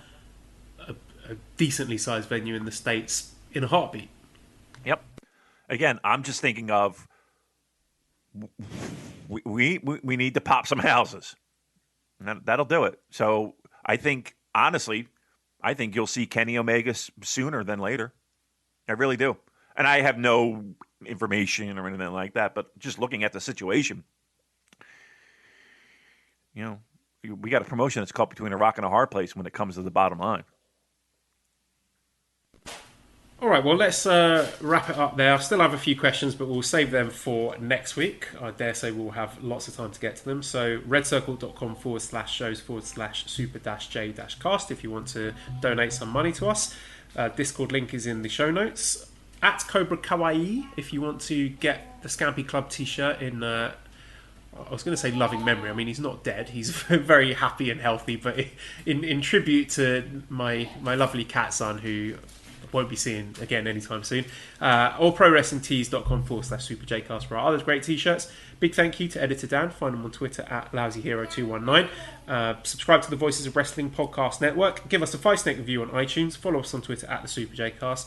Thank you everyone for listening. Now we're going to hand over to Editor Dan, who is going to introduce our best of clip segment clips provided to you by John Ensman. So take it away, Editor Dan. Cheers, Joel. Thanks for that. It's also really good to be back on the Super J Cast.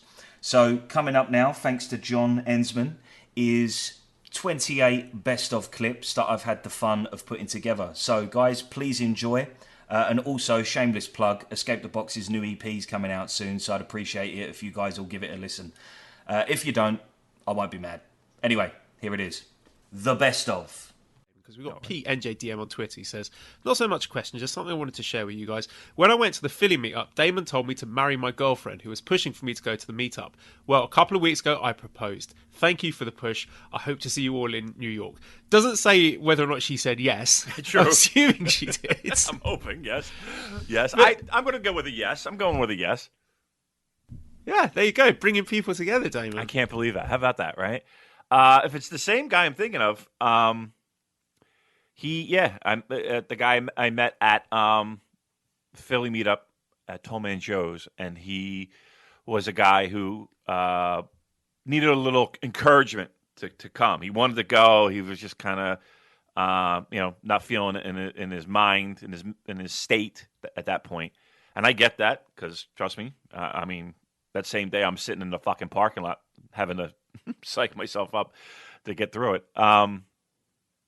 And he showed up and he hung out with us, and he didn't know, he went alone. He went solo.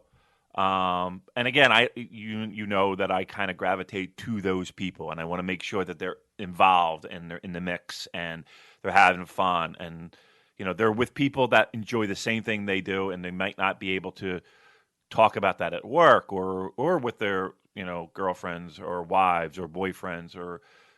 So I like that. I like to get them involved, and I kind of almost look for those people because I've been that guy. So he proposed, and I'm going to assume it was a solid yes. I'm so happy. Listen, all I hope is I better be fucking invited to the wedding. That's all I want to know. I know, and it better be. Don't give me this fucking wedding where cash bar. Come on, you better fucking step up. It better be an open bar. And Uncle Damon, I want to walk her down the aisle. What do you think of that? Would that be inappropriate, Joe? If I get to, I want to pressure them into having a baby. Yeah. Me too. Yeah. You know what? We got a little demand here. We did a lot for you. It sounds like. I bet you do a little something for us. Invitation to the wedding. I'm going to walk the bride down. I'm going to walk her down. Now, it might be inappropriate that we make out at the aisle. Don't worry about that, though. That's tradition. That's a Philly tradition. And then you always got to take it one step too far, don't you, Damon? That's too a lovely far. little moment. You ruined it. Oh, I'm only kidding, of course. But in all seriousness, I would go to the fucking wedding. I'd go to the fucking wedding. I think it would be wonderful. I just need to be introduced as the person who. It's all about me. I'm a fucking asshole. No, congratulations. Excellent job. A nice round of applause for you and hopefully your soon-to-be nuptials. Excellent job. And more Damon love, because last week you were talking about that you were thinking of cancelling the meetups. And Bash has written in, who, of course, you remember Bash, who gave us the Jaffa Cakes at Tokyo Dome. We met at TGI Fridays. It says, heard on Music of the Mat, Damon might cancel the meetup this year. I really hope you don't, as it was one of the main reasons I came to Japan. You both inspired me to come there. You were both so kind and helped with my anxiety of being in a foreign country by myself and not knowing anyone. It really helped me talk to many strangers at Wrestle Kingdom. Okay, without the meetup, how else will you get good presents like Jaffa Cakes? I know money is all good to show appreciation, but some gifts money can't buy, like the scarf. I'm Mr. Socially Awkward, like Damon, but I hope you rethink of not cancelling the meetup because I appreciate what you did that day and will always cherish it as a memory I have forever. It was just so nice, Damon. Everyone's showing their love and their appreciation for you. So I wanted you to know, on close to your birthday, that we appreciate you. We love you, Damon. Oh, my Lord. Oh, well, thank you. All right, get to the match because I literally, my pants are down right now just thinking of it. Go for it. Holy fucking shit, what a match. Look. I love a good car crash, right? Remember back when we talked about that thing, the Jesus Christ count, right? Remember that little bit we did? And I even made a Spotify playlist, and it's called the Jesus Christ count. I must have Jesus Christ 17 times during this match. There is one point where I yelped so loud, my wife thought I fucking broke my foot. I couldn't believe some of the shit I was saying. But this time, we had a suggestion that you, the listeners, can get involved in. So we get so many questions all the time about our lives, our how our spouses put up with us, all that stuff. And because Mally is such a superstar on this show, such an important person in the success of our show, and people just need to know. And also, with my lovely bride Cheryl, we thought it might be a fun idea for you, the listeners, to send in your questions for them. They will be on the air. They will answer questions about pro wrestling. About send in all those questions that you guys always send in. So we're figuring we might do it. I don't know when. We'll figure it out. But start sending in those questions. Okay, all right. I like this. We've got you warmed up, Damon. All right. I want more hot takes here because there's a very interesting article that I read. I'm not going to say what website it is or who wrote it because I don't want to give it the oxygen, to be honest. I'm just going to read you the title. And I'm playing devil's advocate here. I'm going to read this article to you, and you're going to have to retort to it. Okay, so first of all, just give me your gut reaction when I read the title to you. 10 things New Japan Pro Wrestling could learn from WWE. Jesus Christ. How are you feeling about that? Listen, I hope I don't even think it's like a technical, like how to do good pyro. I don't even know if. All right. Number 2, the benefits of a women's division. Oh, Jesus. WWE Women's Division is stacked. God, they headline damn WrestleMania it. and are responsible for some of the. Let me finish. Some of the most interesting things WWE has done in decades. There aren't any women's matches in New Japan. Their parent company Bushiroad does own a women's promotion, Stardom. Stardom's cool, but they don't get near the resources New Japan does. So far, the only real cross promotion between the two was a dark match at Wrestle Kingdom. New Japan title that could be defended in Stardom would do wonders. But I think completely integrating women into the New Japan traditions would be best. Can you imagine how cool young lionesses would be? Yes or no, Damon? I'm pushing back the fucking. Look. Okay, we've done this one to death, right? I mean, we it does feel. It does feel like why is it that this is a constant thing, and like you're gonna. But if you don't like it, then you're obviously misogynistic, and it's not it. Well, my retort would be this, right? New Japan can't even book a fucking tag division, and you expect them to be able to do a women's division as well. Right. Come on, let's have a bit of perspective here. All right, let's go number 3. How to create spectacle. WWE is a hype machine. Many of their events attract an audience on the event's name alone. WrestleMania, I'm reading it at word for word here. Survival Series, Royal Rumble. They achieve this through catchy names, elaborate sets, official theme songs, celebrity attendees, and great press, among other things. There's only one New Japan show that has the gravitas of a top WWE show, Wrestle Kingdom. Some of New Japan's bigger shows have similar names, which makes it hard to explain to casuals. The Madison Square Garden shows are a good start. I'd like to see it, and the Wrestle Kingdom show join others to create a New Japan Big Four. So, the shows are hard to pronounce? Is that the major complaint? I think I don't know if it's hard to saying it's hard to pronounce, but there is not. Well, this person is claiming that there is not the clear top 4 shows of the year, but Really? I don't think that's true. Yeah, I mean, You got Wrestle Kingdom, clear number 1. Yeah. Dominion, Yep. clear number 2. Yep. G1 Finals, Yep. number 3. Number 4, King of Pro Wrestling. It's not hard. I don't understand, and like honestly, if this is an article for people who don't want to perform any effort. You know what I mean? This is what this article is. How let's be very clear here. WWE goes out of their way to tell you that they're not a pro wrestling company. So can we make that very clear? This hype machine. New Japan Pro Wrestling is a pro wrestling company, kids. I see. It's 6:00 in the morning. I'm already want to jump out a fucking window. We're going through this whole point, David. All 10 of them. No, all right. There's no getting out of this. No getting out of it? Number 4, giving their talents proper entrances. Speaking of spectacle, Shut WWE. the fuck up! Wait. No, Let me finish. No, shut the fuck up! I can't fucking. What? Literally, you have the Young Bucks right now copying an entrance that is pretty grand with the Young Bucks and Okada dollars. The video packages that New Japan Pro Wrestling puts on for these guys are some of the best in the world, and dare I would say rival that of the hokey bullshit that a WWE entrance might have.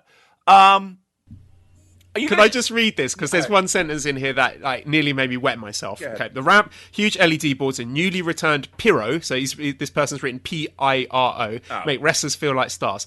Most of the time, New Japan entrances leave a little to be desired. Mostly, wrestlers stumble out of a hallway, sometimes more... I can't even read it. What?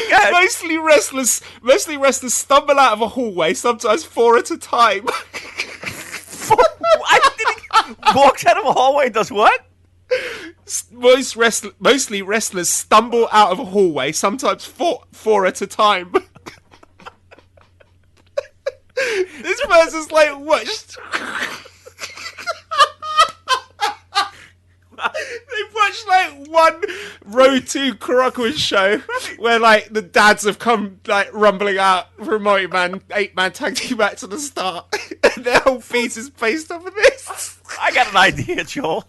Let's set up some pyro in a building that holds 2,200 people. That'd be a great idea, right? On the 5th floor. Oh, God, I'm gonna die. of the most historic building for pro wrestling.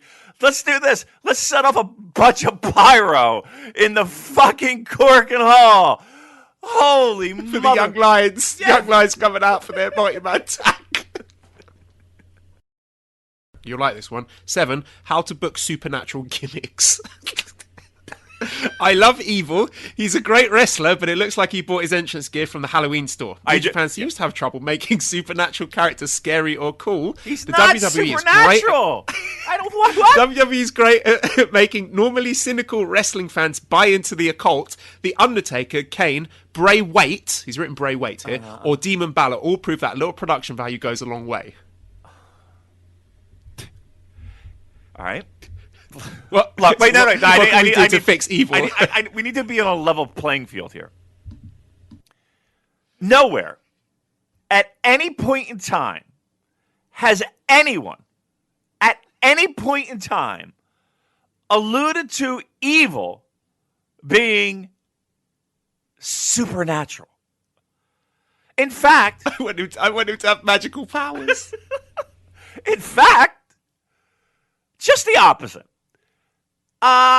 He's a guy that you could say leans into the goth a little hard, but in no way, goth. Yeah, in no way, shape, or form has he ever demonstrated any type of chicanery, higher spiritual powers, any of that corny bullshit ever. Not once. Because he's a human being. I know that's a weird concept. He's an actual human being. What? All right, so we don't want people to be buying into the occult in our pro wrestling. Okay, sorry. Mally's wandered in now, and she's decided that yes, she will do interview, and I've given her an earphone to use, and she's going, it's dirty. She's not going to use it. Here, spray it. Use it. Oh my God. Oh, you accepted his seed. You could put his earbud in. Come on, hurry up. Coronavirus. Okay, Damon, can you hear? She's not sitting down yet. I'm going to get her to sit down and sit in front of the microphone properly. Okay. Yes. I can hear you. You are a little echoey, but that's okay. I don't hear her yet. Okay, well, what I've had to do, I've had to unplug my headphones and use the wireless earbuds instead, Gotcha. Because otherwise we won't both be able to hear you. So I apologise if there is bad audio quality. Just turn off the podcast because this probably won't be very good. Okay, Mally, we're going to ask you some questions. So John, the host of Wrestling Omakase, you might remember meeting them when we did karaoke together in New York. John says, please tell us at least one embarrassing thing about Joel that there's no way any of us could already know. Thank you. Say again? Tell the listeners something embarrassing about me. Yeah, we want to know some dirt on Joel that only you would know. Something embarrassing. Like, did he poop the bed? Something along those lines, please. Right. Yeah, so he's loves dancing in front of me and naked.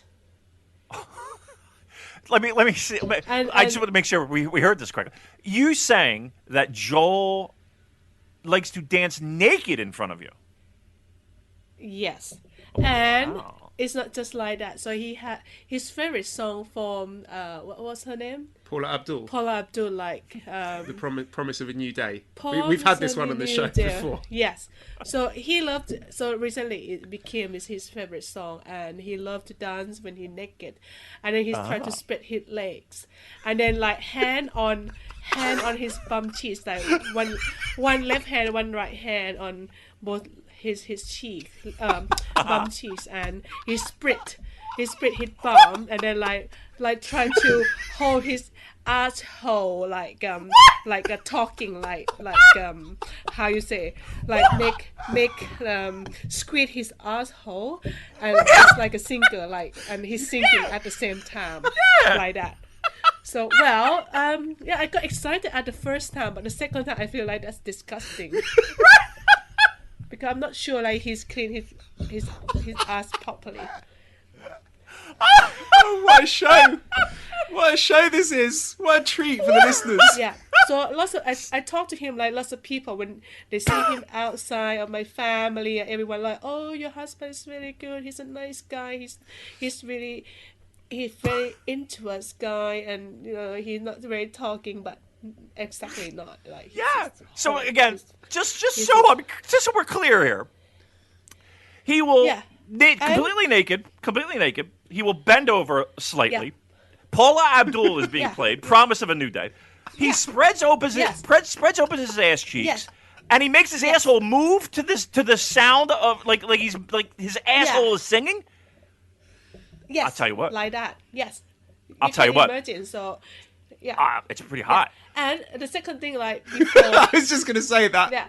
What a lucky lady. Like he's like like my family think about, oh, he's a nice guy, I'm so lucky, blah blah blah.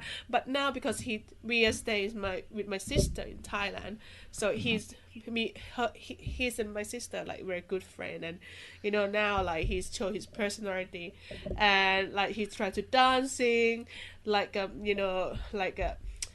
like hold me, and like how you say, it's like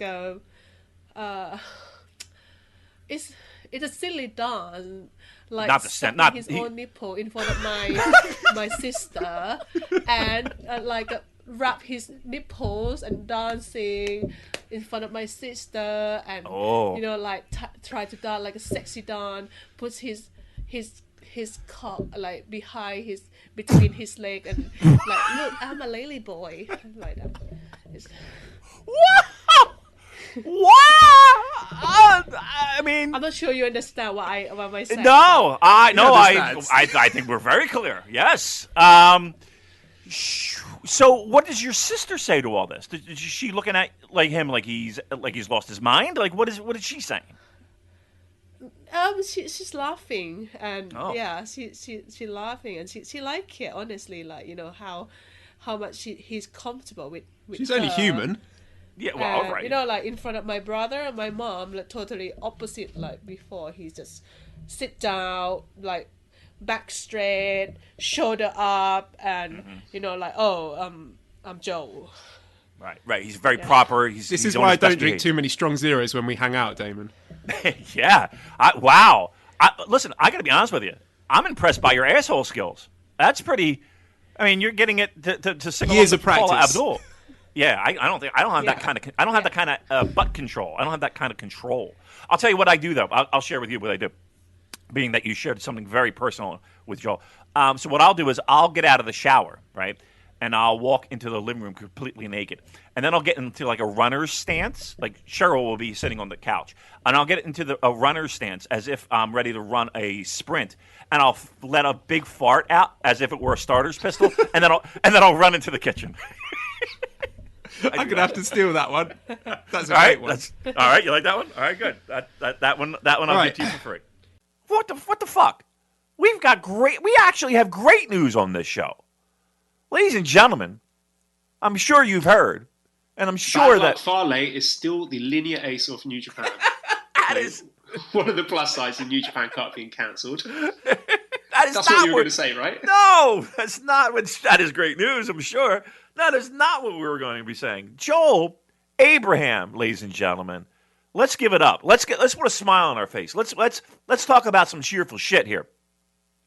Ladies and gentlemen, our own the host, the leader of the Super J Cast, is a father. Woo! Woo! Didn't I say this would happen, Damon? You did. I joked before that I'd get the latest episode out, pop the baby out, and be ready to return next week. And that is almost literally what happened. So the latest episode went up. Well, for me, I guess that would have been very late Wednesday night, Thursday morning. And Mally woke me up the same night, about 3 a.m. Water's starting to break. So first thing in my mind was like, great, I've got a week to get through this before we can record the next podcast, and I won't have anyone having to jump in to steal my spot on the show. So it all worked out brilliantly. But yeah, we went into the hospital. She wasn't in proper labour, but the waters have broken at that point. So it's kind of risky to not have labour but have broken waters because there's risk of infection and stuff like that. So we waited for hours and hours and hours, but Maddie was not dilated enough for them to even think about inducing labour. So they just did a C-section. Apparently the doctor we've got is some C-section hotshot. So I thought this was going to happen. So he was like, let's do a C-section. I was like, okay, whatever, I trust you. And we were in and out of the operating theatre in about 10, 15 minutes. It was unreal. It was just like, right, there's your baby. I'm off. See you later. He was probably back home. Wow. That's crazy. So walk us through a little bit. The water breaks, 3 o'clock in the morning. What's going through your head? Are you just like super excited? Are you nervous? Are you like, oh my God, here we are? Like what? Give me what's in your head. I was thinking, this is not it yet, because from what I've been told in the classes I've done and the reading and everything, is that water breaking doesn't necessarily mean labour and delivery. So I was like, okay, your waters might be breaking, just phone the hospital, tell them, unless you're having very strong contractions, then we don't need to panic just yet. But Mally was like, no, let's go to hospital. So I was like, okay, fine. So by the time she decided that we should go to hospital, I was like, yeah, this is probably going to be it now. So yeah, very excited, very nervous. And you expect it to be one of these sort of transformative life experiences where you get given your baby, your own flesh and blood in your hands, and then it's love at first sight, and you're like, oh, this is amazing. But the main feeling that I had sitting in that operating theatre was, please, nobody die. Because it's been, stuff I don't want to talk about, but it's been an emotional week for me, and I was just mainly sitting there next to Mally hoping that she makes it through okay, and Esther comes out okay. And so I'm sitting there watching Mally's heart rate monitor as that's going up, thinking, oh God, I hope she doesn't die. And then the baby coming out and listening for the crying, oh, she's not crying yet, oh God, I hope she doesn't die. I'm sorry to be really morbid, but that was what I was feeling. And then once they told me, yeah, Mally's okay, the baby's okay, it's more of a feeling of relief than, yay, I'm a dad. So that kind of the joy and ecstasy of parenthood was tempered somewhat by my absolute terror that something bad was going to happen. No, that's I appreciate that honesty. I know everybody does too. Yeah, that had to be super stressful on you, man.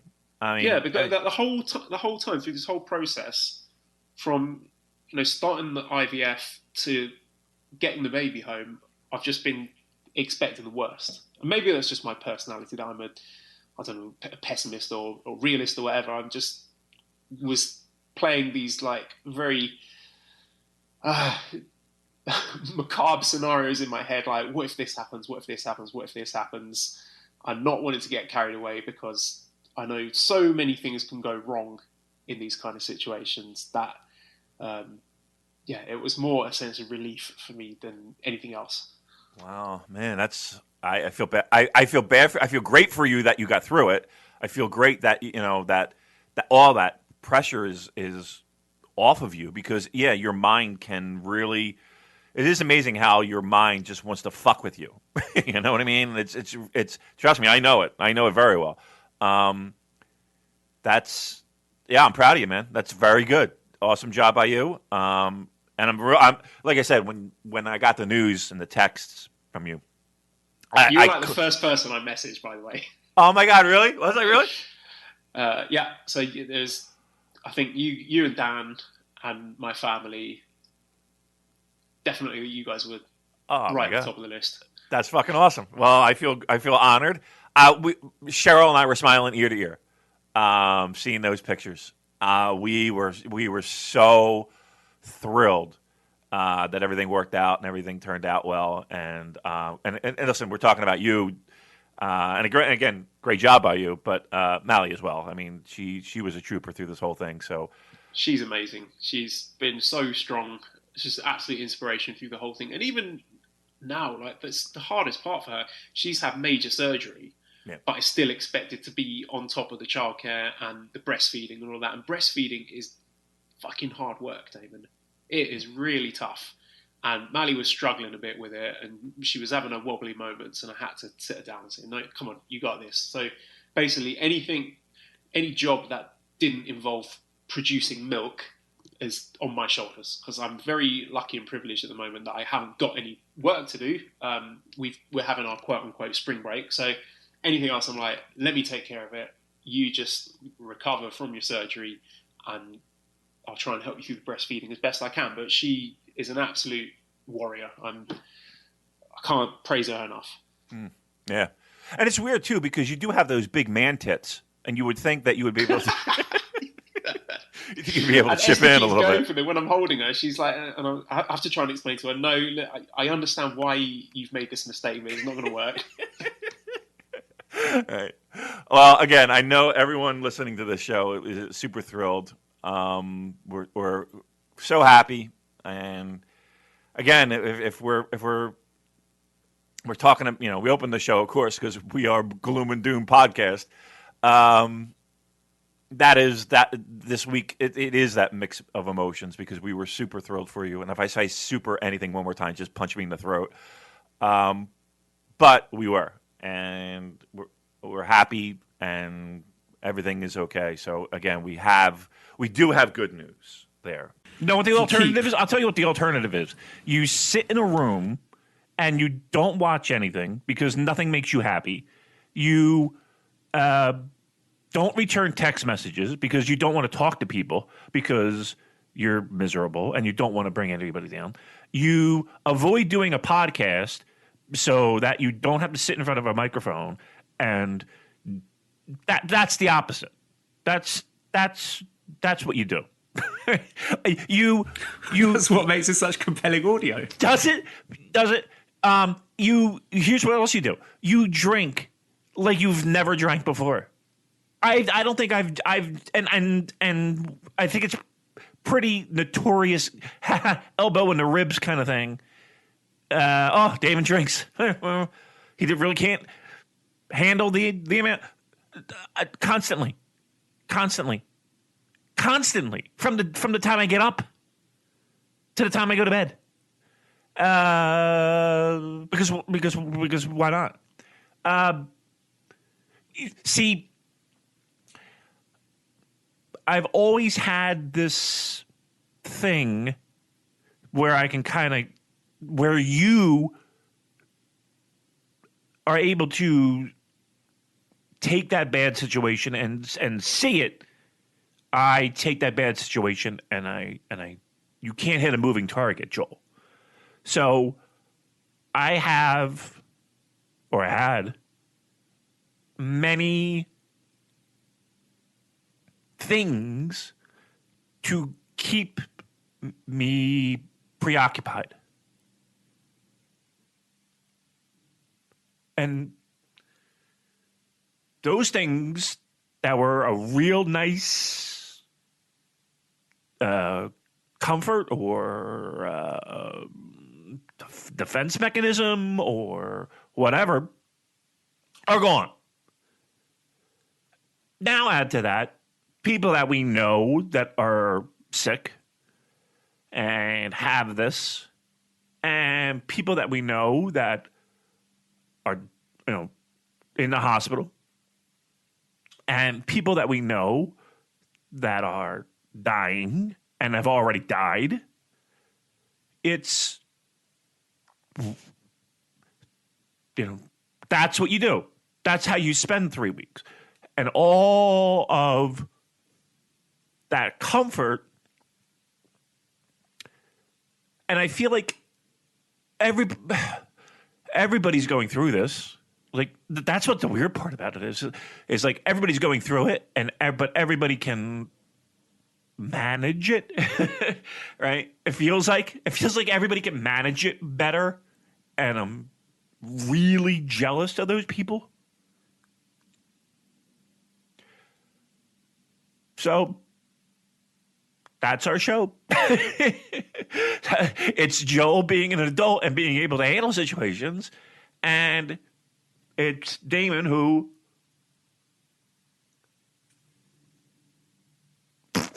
doesn't.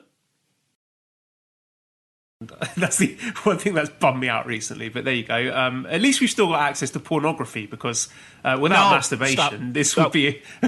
No? How are you jerking off? How are you doing it in a room, in just one room, in a hotel room? How are you pulling that off? Because I can't even do it in my house. I can't. With a sense of danger. I haven't jerked off in 3 weeks. Okay, that explains a lot. Yeah. How do you do it? Tell me how to do it. How do you do it? What's the plan? I need that plan. And what's that plan? Say you're going for a massive poo and then knock one out of the bathroom. Okay. But for added authenticity, make sure you do a poo as well, so you leave a poo smell. Because otherwise, your tissue of lies will come falling apart. Ah, so like a masturbatory Blumpkin.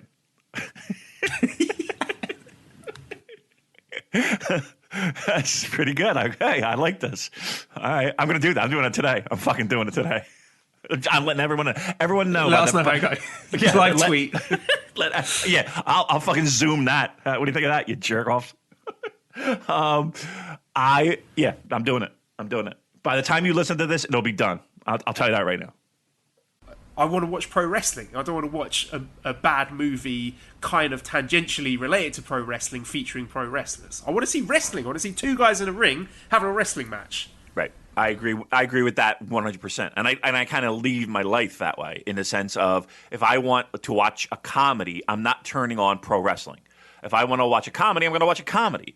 If I want a pizza, I don't I hate substitute things like cauliflower rice. Get the fuck up the street. Just get regular fucking rice. Cauliflower rice. There's checkpoints everywhere. You go back like 30 seconds in the game, and there is no real consequence or cost for failure. You just go back a little bit and try again. But back in the day, when you fire up Super Mario Brothers or whatever, when you die and those lives are gone, that's it. You're going back to the start of that fucking game. Okay, so like life.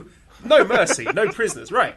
But I haven't got the time for that now. So if I can abuse save states, if I can do save scumming, I will do it. I'm not above that. All right, I'm a fan of the save scum, because I'm there. Because here's my thought. I've already done this. I've beaten this 1 trillion times. My problem is not beating this part. I can beat it with my fucking eyes closed at this point. I just got to I got to climb up the fucking Colossus. And actually, let's be truthful. That save spot should be where I jab it in the fucking back to make his arms move. Because I've been there 25,000 times. That should be my spot. If I die, I should start there. Not at the fucking beginning where I got to ride the goddamn horse through the tundra, open the fucking thing with the shield, have the fucking horse die again. Every fucking time he saves my life, it falls 50 million feet to the fucking death. I dig that. So that might be our biggest difference when it comes to pro wrestling.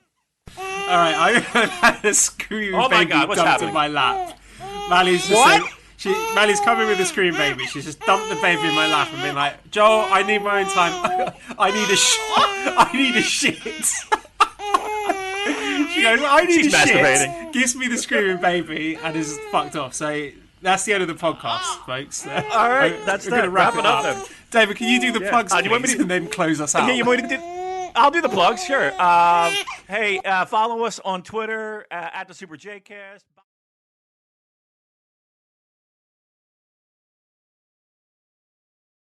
It's our logo. The turnbuckle pads have our logo on it. It's fucking cool. So you just need to commission someone to make you as a wrestler, because you love playing with yourself, don't you? I do. I love it. I'm stroking it. We should have a bell for dick jokes today because there's nothing to talk about. Yeah, that was on the agenda. Like I said to you, just pulling back the curtain a bit. This is the first time in the history of the Super J-Cast where there is literally no news. There's nothing on my notepad file. And usually, even in like slow weeks, there's a few little tidbits. But I've just got fuck all here. So our plan was just to fill an hour and a half with dick jokes. And we've opened the floodgates now, so let's keep it up. Boom, there's another one. There's another one. Right. Don't want to limp behind. I was saying to you off the air, Damon, things in Thailand are getting a little bit better. My park is open again. The restaurants are opening up, and hair salons and stuff with the social distancing caveats. But little encouraging signs that we're heading in the right direction. Yeah. Hi, everyone. Hope everyone is making it through just fine. Hope everyone is well and healthy. And, again, washing your hands and your feet and your butthole. Cock and balls. Cock and balls. Wash everything. Yeah, sorry. That's one thing. Well, you've reminded me, Damon.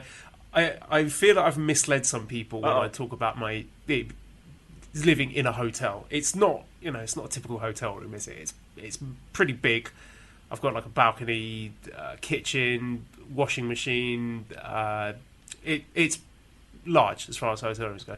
The reason I bring this up is because the bathroom has one of those electronic toilet gimmicks, like the Japanese ones, with the rear cleaning and everything. So don't worry, listeners. My bumhole is absolutely immaculate. It's getting well taken care of in this hotel. So just to put your mind at ease, I'm sure some of you were wondering. We are.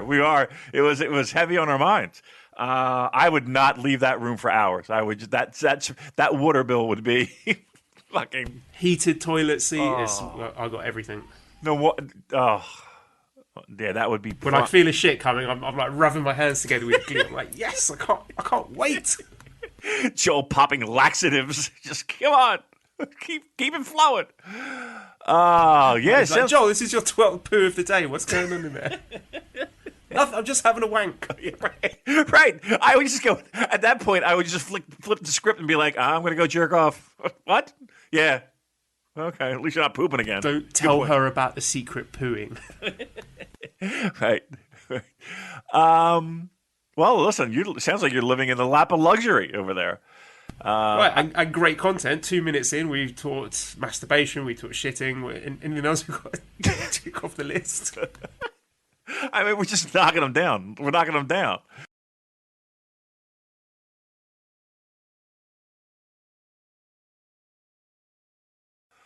What was your worst breakup story? My relationship history is quite limited. So before Mali, I only had 2 girlfriends before that. So one was this girl, and I was dating her for just a couple of months. She was mental. And then another girl after that, who I was seeing for about 18 months. So I've only got 2 breakups to judge it against. I've had more sort of traumatic experiences with the nearlies than actual relationships I was in that went bad. I mean, the first one, even though I can sit here and say, yeah, I dodged a bullet and she had a lot of issues, it was still quite traumatic at the time, because your first relationship ending is always difficult, isn't it?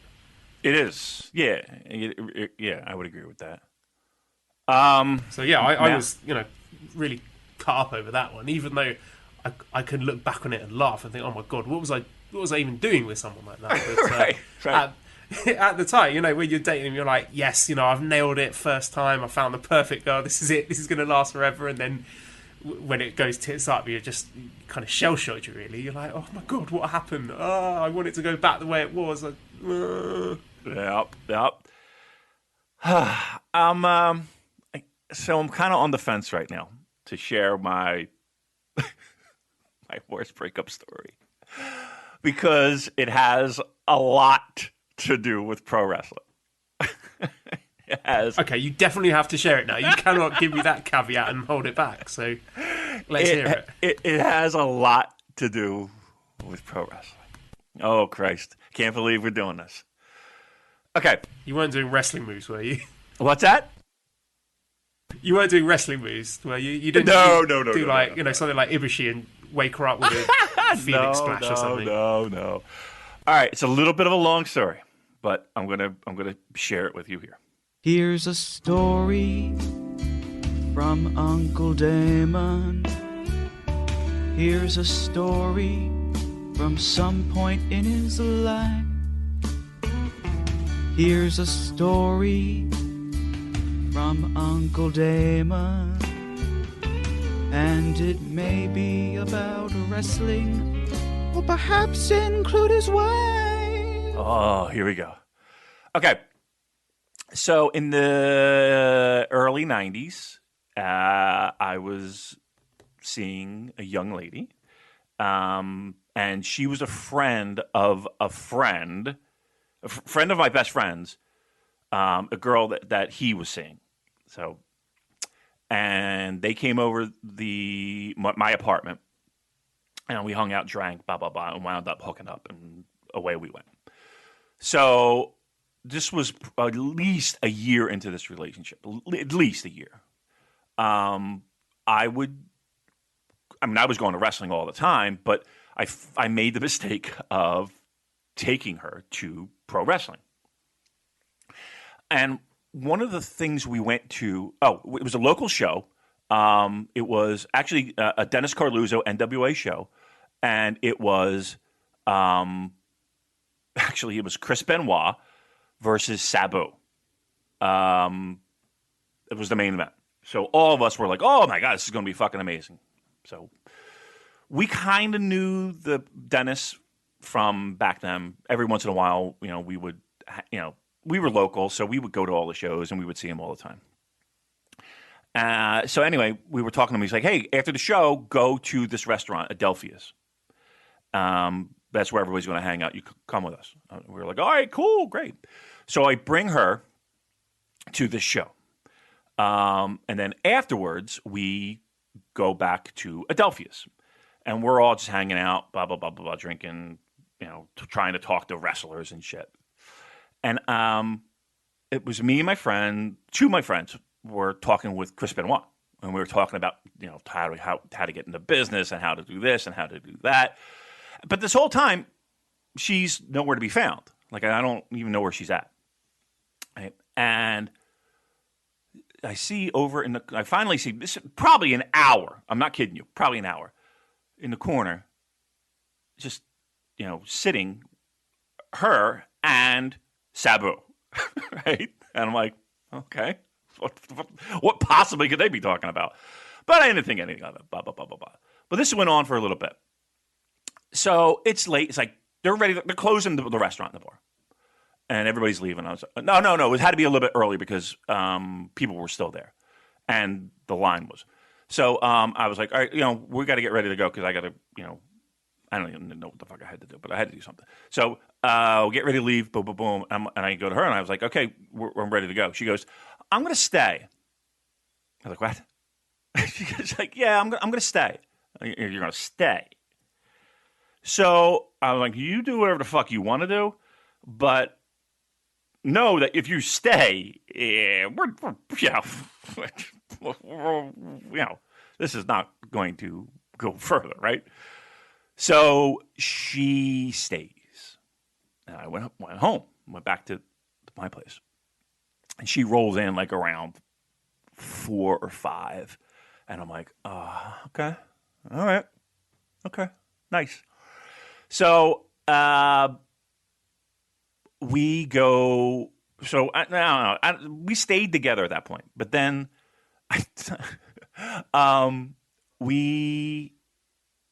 do I have it mixed up? I might have it mixed up. No, I'm right. That happened. Anyway, she stayed 4 o'clock, blah, blah, blah, blah, blah.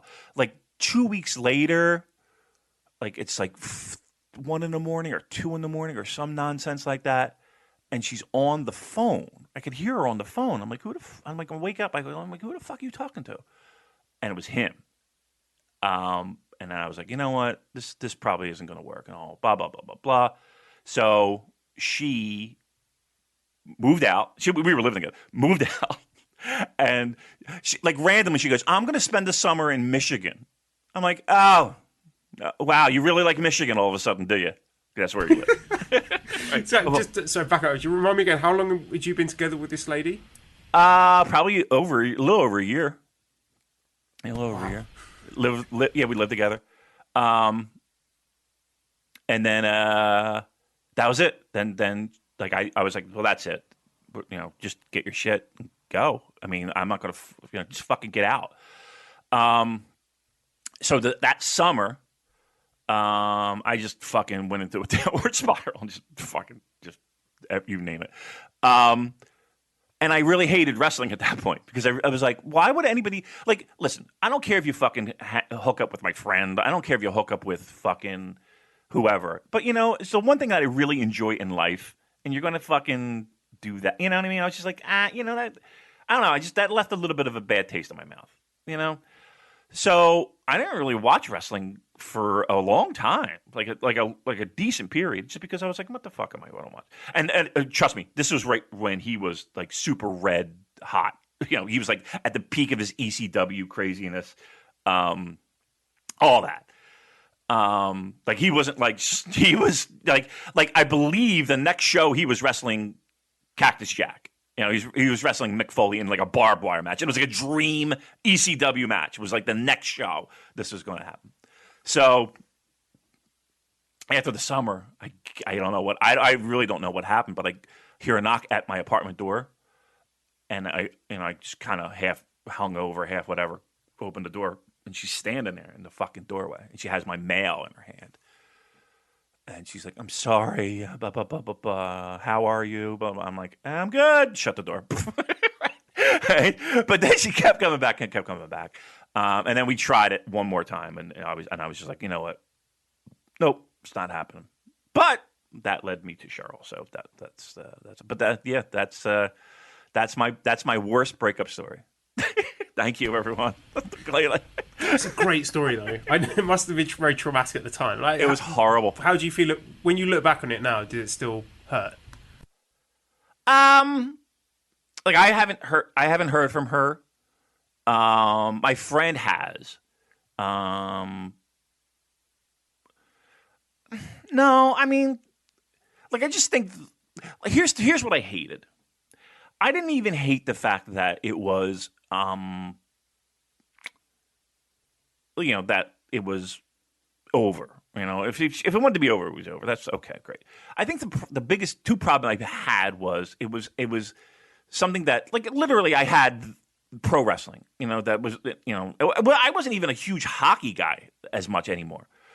I don't know. I felt like that was I don't know. It just felt like of all things you fucking wanted to do that. And then I guess the other thing was just not the actual kind of under the curtain, behind the curtain kind of stuff. The scheming and planning to do something. If you just want to do something, just do it. But don't fucking, try and plan shit. You know what I mean? That drove that to this day is just like okay. I still have a little trouble getting over that, but I mean, no, it is what it is. But it is one of those like that one piece of pie that helps build who I am. Right, that whole time period was a rock bottom in so many fashions. But again, the light at the end of the tunnel. I get to spend time with my now wife, who I've been together for 20 years. So, but yeah, that's my Sabu story. People posting things online about their exercise routines and all that shit and how they're staying in shape while I eat a whole entire fucking bundt cake and 9 beers. I don't know if I'm going to be able to wear pants after this. I'm just going to be very, very truthful. Trousers are going to be a thing of the past for me, I think. I think I'm going complete athletic wear from now on forevermore. There's no turning back. I love that music. It's so fucking great. Andrew, by the way, Andrew Rich, he has been, if there's been a bright light through all this, it's Andrew Rich and his wit and he's a genius. Can I just put that out there? Andrew Rich is a fucking genius. Some of the stuff he puts out there is unbelievably funny. What a funny dude. Yeah, If only you go read a book from time to time. Big reader? Is that what you're trying to tell me? I was just poking fun at our favourite friend from Up Rocks. Actually, I don't know if she still writes them, but well, no, we love you, Andrew. Yeah. So it was on a show. This guy Doc Diamond would run shows in Jersey, and he booked us for the show. And I was just figuring I was going to work with the guy I work with, Twiggy, and that was going to be that. But then apparently they needed somebody for Abdullah, and the main event was Abdullah the Butcher versus Manny Fernandez, the Raging Bull, Manny Fernandez. So I'm sitting in the locker room, and there was one person in there who was at a lot of shows. She worked a lot of shows. Amy Lee. She's like, Madonna, you want to do work with Abby? I mean, he needs a manager. So on one hand, one side of my head, I'm like, holy fucking shit, yeah, I do. Wow. Okay, cool. But then the other side, Abby had a little bit of a gig me. Yes. Abby has a little bit of a reputation, and especially in these parts, because he would work. Larry Sharp would run shows. WWA, he would run shows, and there was this manager. I forget the name of the guy, but he was a manager, and yeah, he has the old blades in the fingernail gimmick, and do the old chop, and whoosh, away you go. You're bleeding. Well, Abby was a little careless with that blade at one point, and the guy had a scar that ran from his forehead around his eye and down to his cheek. And I'm like, I ain't fucking, that can't be me. I got to go to fucking work the next day. You know what I mean? Monday. That can't fucking have that happen. So here we go. Imagine going in with that, like all your face stitched up. Yeah. What happened to you? It's like, do you know Hulk Hogan, right? Right. Work your way down to Abdul the Butcher. Yeah. Right. That's exactly right. And here's the thing, Joe, I was in sales. So I had like a sales territory where I had to drive to different places. And yeah, it was not going to go over. And I just didn't want to be fucking scarred for life for $20, if that. So we're in the locker room, and I don't know if you have you ever heard Abdul the Butcher talk? Refresh my memory. Very high pitched, like a voice coming out of the body that you would be like, that does not fit. Very high pitched voice. Like, so so he sits down, and it's fucking Abdul the Butcher, and he's like, how you doing, brother? How you doing? He's like, how long you been in the business? Blah blah blah blah blah. A couple years. Blah blah blah. He's like, you bleed? I'm like, nah. I was like one of those. It's kind of like the guy who offers you Coke at a party. And, he's a little sketch, and you're like, nah, I'm okay. That was that. I was like, nah. He's okay, just stay with me. You go. And then here comes Manny Fernandez over. All right, brother. I'm gonna you bring Abby and you get in my face and just giving me the business, and then I'm gonna hit you a couple times and you go down, and then we're gonna go. I'm like, okay, whatever you want. Here comes the match. Sorry, let me just get this clear. Your role is to be on the same side as Abdul the Butcher. So Correct. Even though you are representing him, you think there's a real danger that he's going to try and cut you anyway. Yes, absolutely. Yep. Because as we're having this conversation, mind you, Joel, he is in the process of putting said blades around his finger, taping them up, and he looks like fucking. He looks like Edward Scissorhands at this point. So did you say to him, whoa, I said no? And he's like, oh no, this is just for eating my dinner later. Don't worry about this.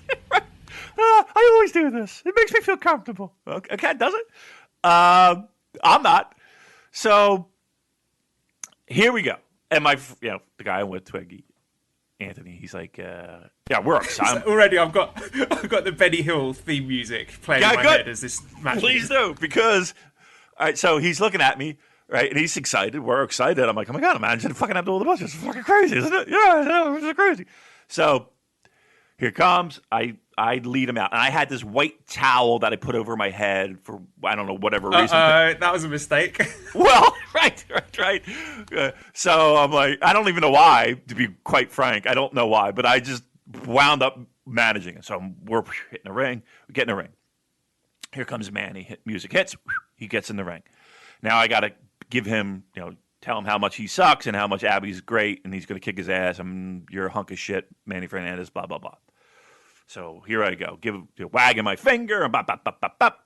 He grabs me, throws the punch, light as a feather, and I go down like a fucking sack of potatoes, right? Because, in my mind, I'm a tub of shit manager in New Jersey, and you're fucking Manny Fernandez. You should be able to knock me out with one punch. I go down. Abby comes over, boom, now they're brawling. Bop, bop, bop, bop. They're doing their shit. Joel, if Abdul the Butcher, if you have your ring, if Abdul the Butcher is, we'll just call it side A, I'm on side C, right? If I'm on the complete opposite side, anywhere they go brawling into the crowd. Right, so you're just like the living embodiment of a geometry word problem, right? Yep. What is the maximum distance that Damon can keep from Abdullah at any given moment? And still be considered involved in the match. Yes. And I see, like, my friends are looking out the door, and some of them even left the locker room just to see how I do it. And they're cracking up because they're like, they know what I'm doing. They know I'm just staying the fuck away. And it was that the entire match, right? So they would go up in the crowd, and I would just kind of take the ref. The ref would be like, come on, get him back into the ring. And I would go up. I think it was Mike Keener, actually, who was the ref of ECW fame. I would get up, and I would just be like, Mike, I am like, you know how you're just pantomime yelling, but I'm actually saying, Mike, I'm not getting in fucking 10 feet of these maniacs. And he's laughing, and I'm laughing. Like a strap match, but in reverse. You won't go any nearer than about 10 feet to this guy. Right. It's the social distance match. So they do their thing. Blah, blah, blah, blah. Now here they come back. They're coming back, and I'm like, okay, here we go. I don't know if it was a combination of stupidity or if it was I just felt like I was doing nothing or I don't know what it was. But as they're coming back, I kind of stay my ground a little bit. And the next thing you know, I'm in the mix. I'm in the mix of this match. And Abby decides he's going to grab me. And he swings his arm back as if he's going to chop me. And Joel, I kid you not, the words that came out of my mouth, loud as anyone could hear. First I like that, right? This is not like me acting scared. This is me being scared. And I went, I have to work on Monday.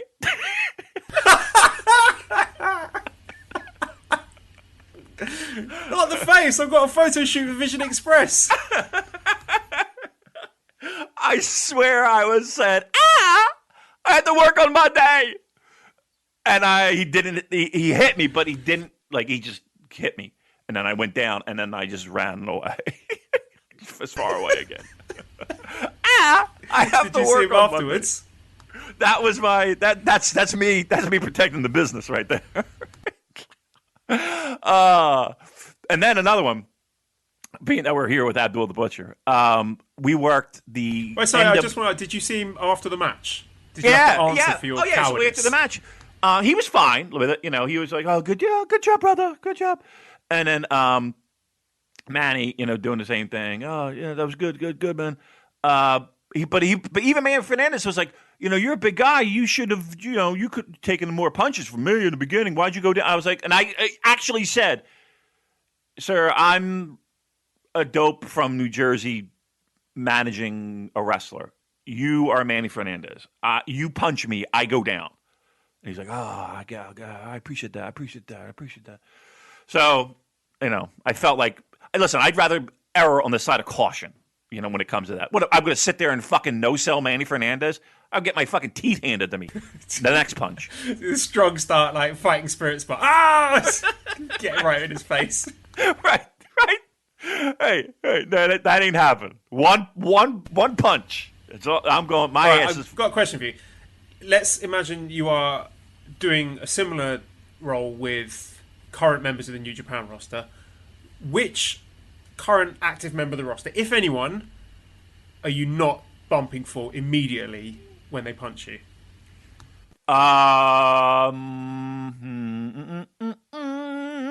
Kevin Kelly. Chris So Charlton. how many Kevin Kelly punches he's Chris Charlton. I'll no sell that guy. In ring.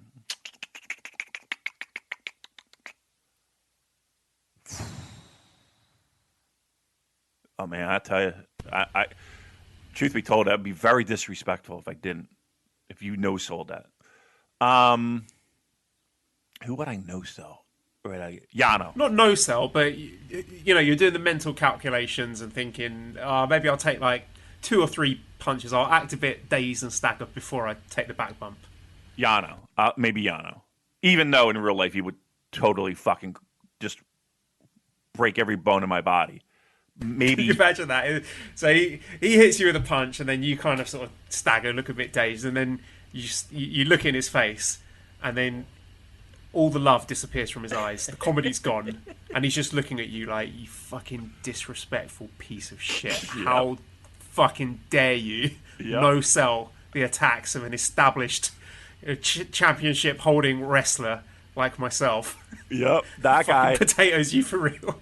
That guy will make your life miserable at that point.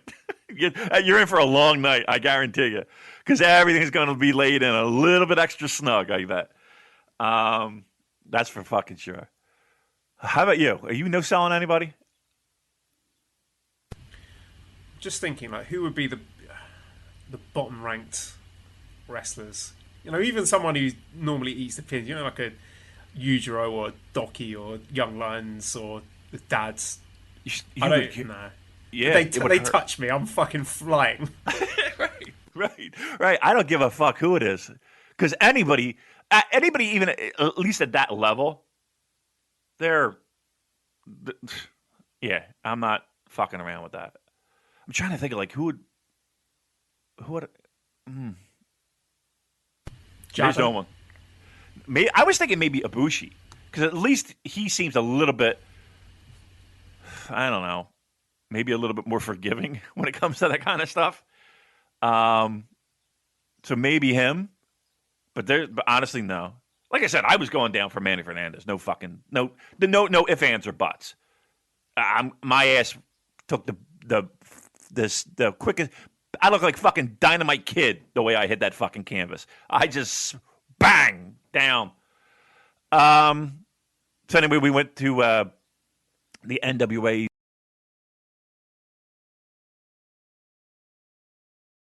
I want to say 50th anniversary or 60th anniversary. We went to Charlotte, North Carolina for this show, and we drove down. And oh my God, we were in. You remember what's his name? Fred Richards, was it? I wonder what promotion was it in Japan? Was it FMW or was it Wing or one of those promotions where there was an evil ref gimmick? You might want to look it up. Fred Rubenstein, but he was a referee for Dennis's NWA, and he was a good guy. He was like a real funny guy. But he was like a real guy you wouldn't want to fuck with, because he was like in the union. Like he was like a union head of like the transit authority in New York or some shit. Or like a lawyer. Like he just seemed like a guy that was like knew people who knew people. And we drove down with him. It was me, Twiggy, somebody else. We drove down. And I've never been more afraid in a car ride in my entire life. This fucking guy, Fred, who, again, we always were cool, but he drove like a maniac, Joel. We're doing 120, 130 on I-95, just I'm like, can we slow down a little bit? He's just zoom driving this fucking SUV. We get there. Abby's on the show, and a guy who we knew drove down just to see if he could get on the show. Biggie Biggs. And Abby's like, I need people to run in. We're gonna do running. Everybody's gonna pull me off. Blah blah blah. But I'm gonna gig you. And this was his shot to get on the show. And he's looking at us like, should I do this fucking shit? And we're like, nope. I said, how much are they paying you? He's like, $25, $20, if that. And I was like, you're gonna fucking have this guy cut you for 20 fucking bucks just to say you were on this show? I'm like, you don't do this. Anyway, he gets a bunch of people to do it. And the way that the backstage was set up, everybody's all crammed into this one fucking room. And after this match, here comes Abdul doing his whole fucking gimmick. And blood is going everywhere. Fucking everybody's just like, oh, what the fuck? When I'm talking blood, I'm talking blood on the wall. Like, he's just doing his entire thing. I guess there were Japanese media there. I don't know, man. But like, he didn't turn that fucking shit off anytime soon. And he's banging. I'm imagining like the scene from The Shining when the elevator doors open and there's like this wave of blood coming out. And everybody's like, hey, what the fuck? And it was everywhere. It was just so fucking gross. And Tommy Young, the referee from NWA fame, Jim Crockett Promotions, was there. And he's got that fucking Tommy Young, Kermit the Frog face, like, what the fuck? Right? And he just looks at me and Twiggy, and he's like, boys, just make sure you save your money. And he walks out the room. Like, he's just disgusted. He's trying to coach us to get the fuck out while you can. Save your money and get out. Good times, Joe. All right, there you go. There's story time with Damon. That killed a couple of minutes, right? Some Abdullah the Butcher stories. Physically imposing. It kind of reminds me of like old SNK fighting game bosses. Anyone who's played those, people like Rugal or Krauser. Or as looking at him, it reminded me of Ashley Schaefer from Eastbound and Down. That was the greatest. That was the greatest. My plums. Could you feel the tension in the air in this G1 match? It's getting all swollen. The light hue to them. Fresh and juicy. Ready for picking. I swear now I'll never be able to see that and not think of Takayama. I definitely got the Flair vibes from him, right? That character. I definitely got the Flair vibes. But yeah, that is a good call by you with the bleached hair. Absolutely. There's something weird, like the juxtaposition of this really sort of majestic, long, platinum flowing locks, but this big fucking violent dude who's going to kick your head in. There's something about that just makes you kind of uneasy, but really works within the context of like prize fighting or wrestling. I think we need more wrestlers, particularly in New Japan, with long platinum blonde hair. Again, I'm hoping by that point travel restrictions are eased, because you're going to have to bring in people for both. But imagine that. Imagine sitting outside in your backyard, turning on some fucking G1, along with hockey return, along with football return, premiere, along with basketball return, along with the start of an NFL season, or at least training camps. This potentially, Joel, has the greatest summer ever written all over it. You know that. Between everything opening up and everything, the restrictions being lifted, people are raring to go. I know you've seen pictures of people just raring to go, not being responsible, when I say that, but raring to go. This might be the greatest summer in the history of summers. This might be, again, we might be going back to Roman orgies. I'm just saying. I love the way the tone of this podcast, even within shows and between shows, just lurches from like abject misery to unbridled optimism at the drop of a hat. Because well, that's my life, quite honestly. That's literally, this podcast is a direct reflection of my mindset on a daily basis. And Shag Gaspard knew. So let's try to put some smiles on faces, Damon. I saw a challenge on Twitter to ruin a wrestler by changing one letter of their name. Did you see that? I saw that you put the call out for that. I did not see the responses, though. All right, so I've made a list. Here are some of my favourites. So for the LIJ faction, we've got Canada, Sushi. Well, there's already sushi in all Japan, though. Okay. Another option was Douchey from PD Backman. I like that one. Tetsuya Naito. Lots of people came with that one. Emil. That was the Arctic Mark. I like that one. Shango Takagi. And then instead of Bullet Club, we got Ballet Club from Cola Blue 3 with Jay Shite, Mangaloa, Kunta, Tamatoga. That was AJ Scherer. Taiji Fishimori. Bad Cuck Farley. That was Andrew Rich with that one. I love that one. Ed Phantasmo from Daryl Sato. Just like about Ed Phantasmo really tickled me. Pedo from Baroness Kessler. That's Gedo, but you just changed it to a P. Sure. Judo, Ishan Kana 4. Came with that one. Chafe Owens. That was also Baroness Kessler. And then the Chaos faction, Cola Blue 3 has changed that into Chats. Just by replacing the O with a T. Where we've got Kazuchika Okaka. That's from Raddad 8888. Hiroki Toto. Instead of Show, we've got Shy. That's from Kuni Saito. And instead of Yo, we've got ROH from Huchopcha. We've got Jockey Romero from A. Craig 2031. Tori Yano from Ben Hallahan. Sad Mikey Nichols. Robbie Bagels. Nasradamus. Tomohiro Fishii. And then instead of Suzuki-gun, we've got Suzuki Fun. That was also Cola Blue 3. Headed by Minor Suzuki, that was El Hijo del Taco. Yak Saber Jr., that was also Cola Blue. Doody, Jeff Fox writer, and Miho Ape from Too Real For You.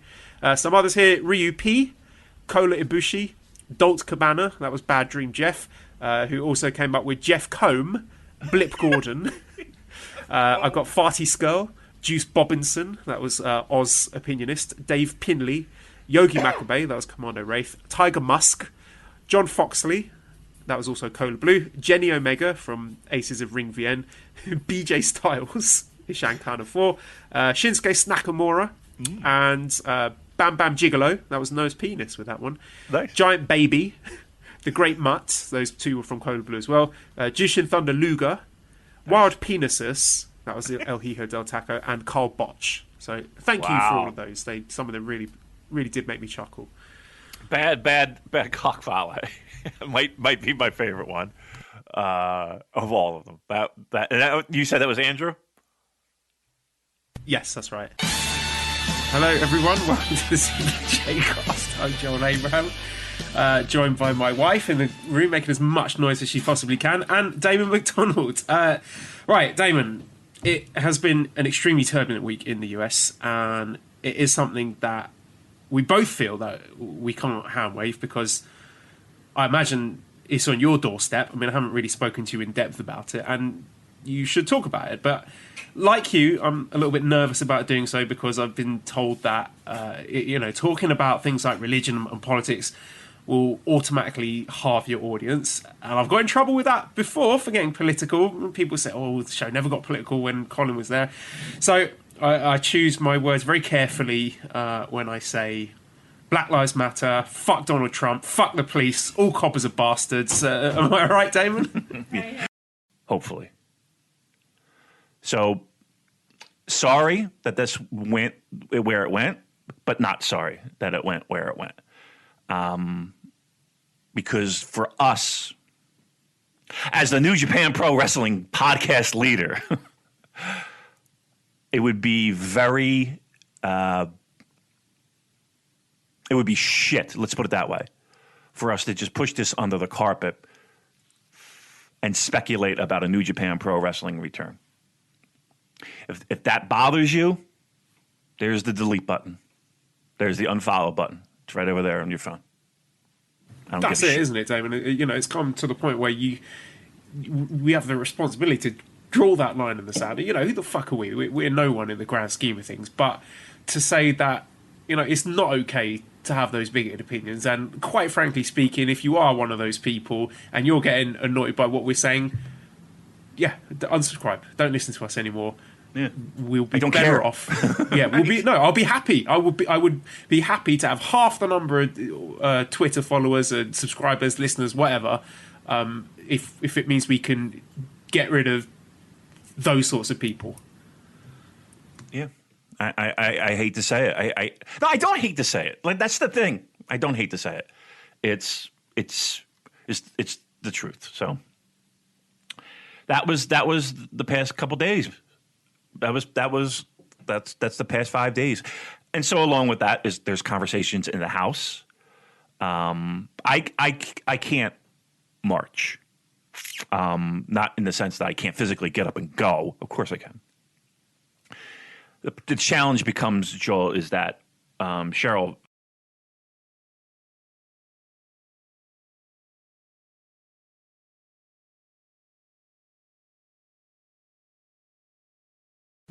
You're trying to make sense of it. What is the purpose of this other than just cruelty and sadism? And that's the only conclusion I can come to. That is the point. The cruelty is the point, which seems to be the key theme of the Trump administration. The power is the point. It feels like it's the power. It's about losing power. It really is. It's about giving up more of what you have, and people holding on to that as tightly as they possibly can by any means necessary.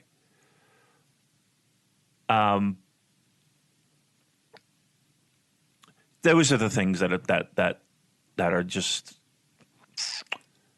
what are we doing, right?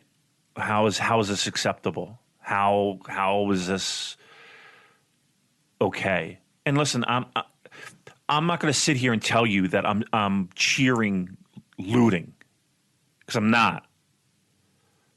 But I will tell you this, that it's easier for me, and I'm going to underline the word easier, for me to understand and feel that, oh, looting's wrong, you're stealing, great, as opposed to the struggles that a black man has in the United States. Right? It's easier for me. Yeah, I mean, those things can be fixed, things can be replaced, you can get money back, but lives can't be replaced. Right. So to me, you can't compare those two things. It's false equivalency. Right, but your initial, well, what the fuck? What the fuck is going on? Reaction, right? That's easy to stick with you. It's easy to stick with you. It's easy to see that and just be fixated on that and be like, well, that's wrong. This whole thing's wrong. They should shut it down. They should. Where's the? It's easy to do that. I'm not saying it's not. Got to look deeper. Got to look deeper. And what's the alternative? Because all the peaceful methods of protest achieve nothing. Right, not for nothing, but you bitched and moaned when a guy wanted to take a fucking knee during the national anthem. 4 years ago. The guy got blackballed from the fucking league. 30-something teams couldn't pick this guy up. Nobody wanted to touch him. Bad egg. Over a fucking kneel. Oh, oh my God, every game. You can't fucking handle a quarterback kneeling.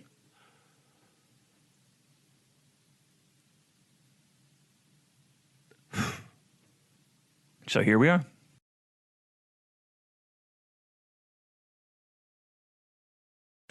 But I was thinking, okay, so you can what venues can you have in the summer where you can have safely up to 5,000 fans with the distancing rules? And Osaka-jo Hall sprang to mind. Am I crazy in thinking that could be a good choice for that first show with fans? Right, you want to maximize that percentage of fans that you can have, right? You need a building of a decent size to do that. I don't think you want to do something ridiculous like anything like Budokan or anything like that. And here's the thing: it's those type of buildings that have me a little bit like. And you've been to Osaka-jo Hall, so acoustics are great. I think even if you have fewer than 5,000 fans in there, the amount of noise they would generate, and I think people would be so excited about having the first show back that there will be enough noise and the acoustics of that building to make it look and sound really good. Yeah, and that's always we always talk about it, and it's pretty common knowledge that that's a crowd, that's a pro wrestling crowd. So they're going to be raring to go. So even if they got okay, what are we saying? Like around 3,000, maybe close to 430, whatever. Split the difference. They're going to be noisy as fuck, right? It's not a bad idea. That's not a bad idea. I'll tell you what gives me pause for thought, though. Usually the new beginning at Osaka-jo Hall, 11,000, 12,000 sold out. Dominion has been selling out consistently for years now. Are you leaving money on the table by running Osaka-jo when you can only have fewer than 5,000 fans in there? Now, with that in mind, Damon, looking at the lay of the land, we saw in January New Japan be very ambitious by running 2 back-to-back Wrestle Kingdom shows at the Tokyo Dome. Now, given they know the demand is there in Osaka, that they can sell out a 12,000-seater consistently. I see where you're going with this. If you're thinking what I'm thinking, what might be a smart business decision to solve this problem? Do you think they're going to double up? Do you think they would double up? I know it sounds crazy. It sounds absolutely mental, but the thought had occurred to me. Why not? If you can book the venue, if it's doable and you can do it safely, why not do back-to-back at Osaka-jo?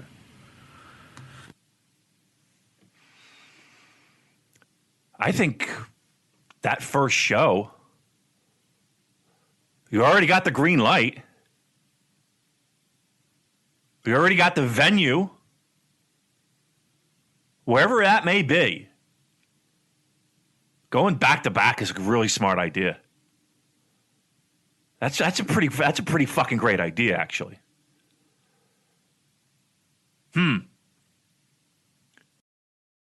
By you, Joel Abraham.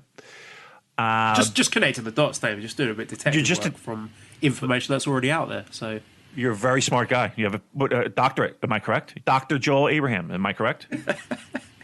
Am I correct? Correct. Yeah. No. I'm not a doctor. I'm a master. Master. Master. Can I call you Master Joel Abraham? Can we introduce you as Master I'll tell Joel? you this, Dave. If my or our wacky predictions come true about things to pass over the next month or two, then certainly can. Right, yeah. I want to thread. I'm going to thread on all popular wrestling sites pointing to Master Joel Abraham. That is how he will be addressed now and forevermore. If this comes to pass, all right, we want some respect. We want a shop at the Eaton Center. Oh dear! Let us in. Tell us why. Let us into Osaka Joe Hall. Let us in. We want to see wrestling. We want to watch wrestling. Tell us why. Tell us why. I wonder what that guy's doing right now. I wonder how he's making out. Probably get in touch with him. Get him on the show. Yeah. I mean, have him do a voiceover. Have him do an intro for the show. Oh, that would be amazing. Wouldn't that be great? I would love that. If anybody can get a hold of that guy, and by you, Joel Abraham, just connecting the dots, David. Just doing a bit of detective work from information that's already out there. So you're a very smart guy. You have a doctorate. Am I correct? Dr. Joel Abraham. Am I correct? Am I correct? Correct. Yeah. No. I'm not a doctor. I'm a master. Master. Master. Can I call you Master Joel Abraham? Can we introduce you as Master I'll tell Joel? you this, Dave. If my or our wacky predictions come true about things to pass over the next month or two, then certainly can. Right, yeah. I want to thread. I'm going to thread on all popular wrestling sites pointing to Master Joel Abraham. That is how he will be addressed now and forevermore. If this comes to pass. All right? We want some respect. We want to shop at the Eaton Center. Oh, dear. Let us in. Tell us why. Let us into Osaka Joe Hall. Let us in. We want to see wrestling. We want to watch wrestling. Tell us why. Tell us why. I wonder what that guy's doing right now. I wonder how he's making out. Probably get in touch with him. Get him on the show. Yeah. I mean, have him do a voiceover. Have him do an intro for the show. Oh, that would be amazing. Wouldn't that be great? I would love that. If anybody can get a hold of that guy. And let's move on then to the biggest news story of the week. Are you ready? Spicy one, David. I don't know if I am. I might need to have a little cup of tea, calm myself down first. Right, so we had a little press conference Tuesday morning, which announced the comeback of New Japan Pro Wrestling. So June 15th, we are getting the Together Project special with no fans, empty arena, where we're getting a mystery card, which will be announced as the show begins. From June the 16th to July the 10th, we are getting the New Japan Cup. Again, with no fans until the finals. Then, the New Japan Cup finals will be held on July 11th at Osaka Joe Hall with a third capacity, so fans allowed back for that one. And the winner of that will challenge Naito for both IWGP Heavyweight and Intercontinental titles at Dominion, also at Osaka Joe Hall, the very next day on July the 12th, also at third capacity. Damon, this is bizarre. This is exactly what we predicted would happen last week. That's crazy. How is it time for yet another cheeky little victory lap? Can we? I think we have a sounder for that, right? Hi guys, it's Editor Dan. I lost the sounder, so woo! We would have used it about 10 times by now. Add it to the fucking list. The folder of the Super J-Cast was right. We're running out of room, Damon. Folder's getting thick, isn't it? Can't carry. We need a backpack. Oh, what a great moment, right? What an outstanding time this is. We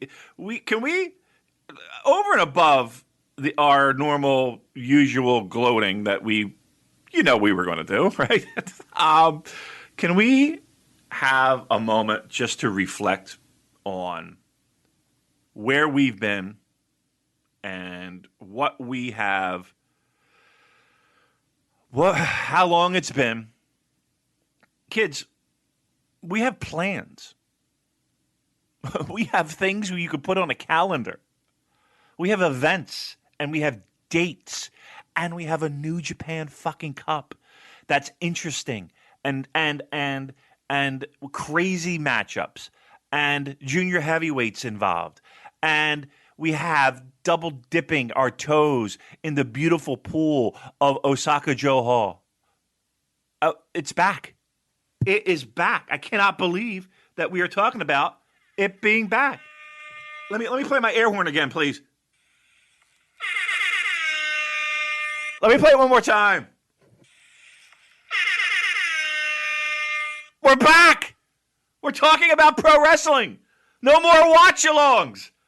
No more speculation of masks. We got pro wrestling.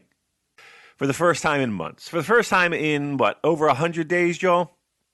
Not only do we have one show, not only do we have two shows, but we have a whopping 3 delicious shows that we can talk about here today. It's a 3-course meal, isn't it, Damon? It's a banquet. It's a banquet. It's a cornucopia of deliciousness. What a great time. What a great, for me, it was waking up right around the time I would normally wake up and just popping on the TV and seeing that ring and hearing those voices and how about that opening video? Oh boy, did that hit you? Did that put a little lump in your throat, that opening video? Even seen Fager in it? Yeah. Well, I was annoyed with myself for not submitting something. I could have done something, wearing a Super J-Cast t-shirt, get Esther involved. So I was thinking, missed a trick there. Yeah, they would have never put that on. You know that. Anything to do with us, that would have gone right into the fucking bin.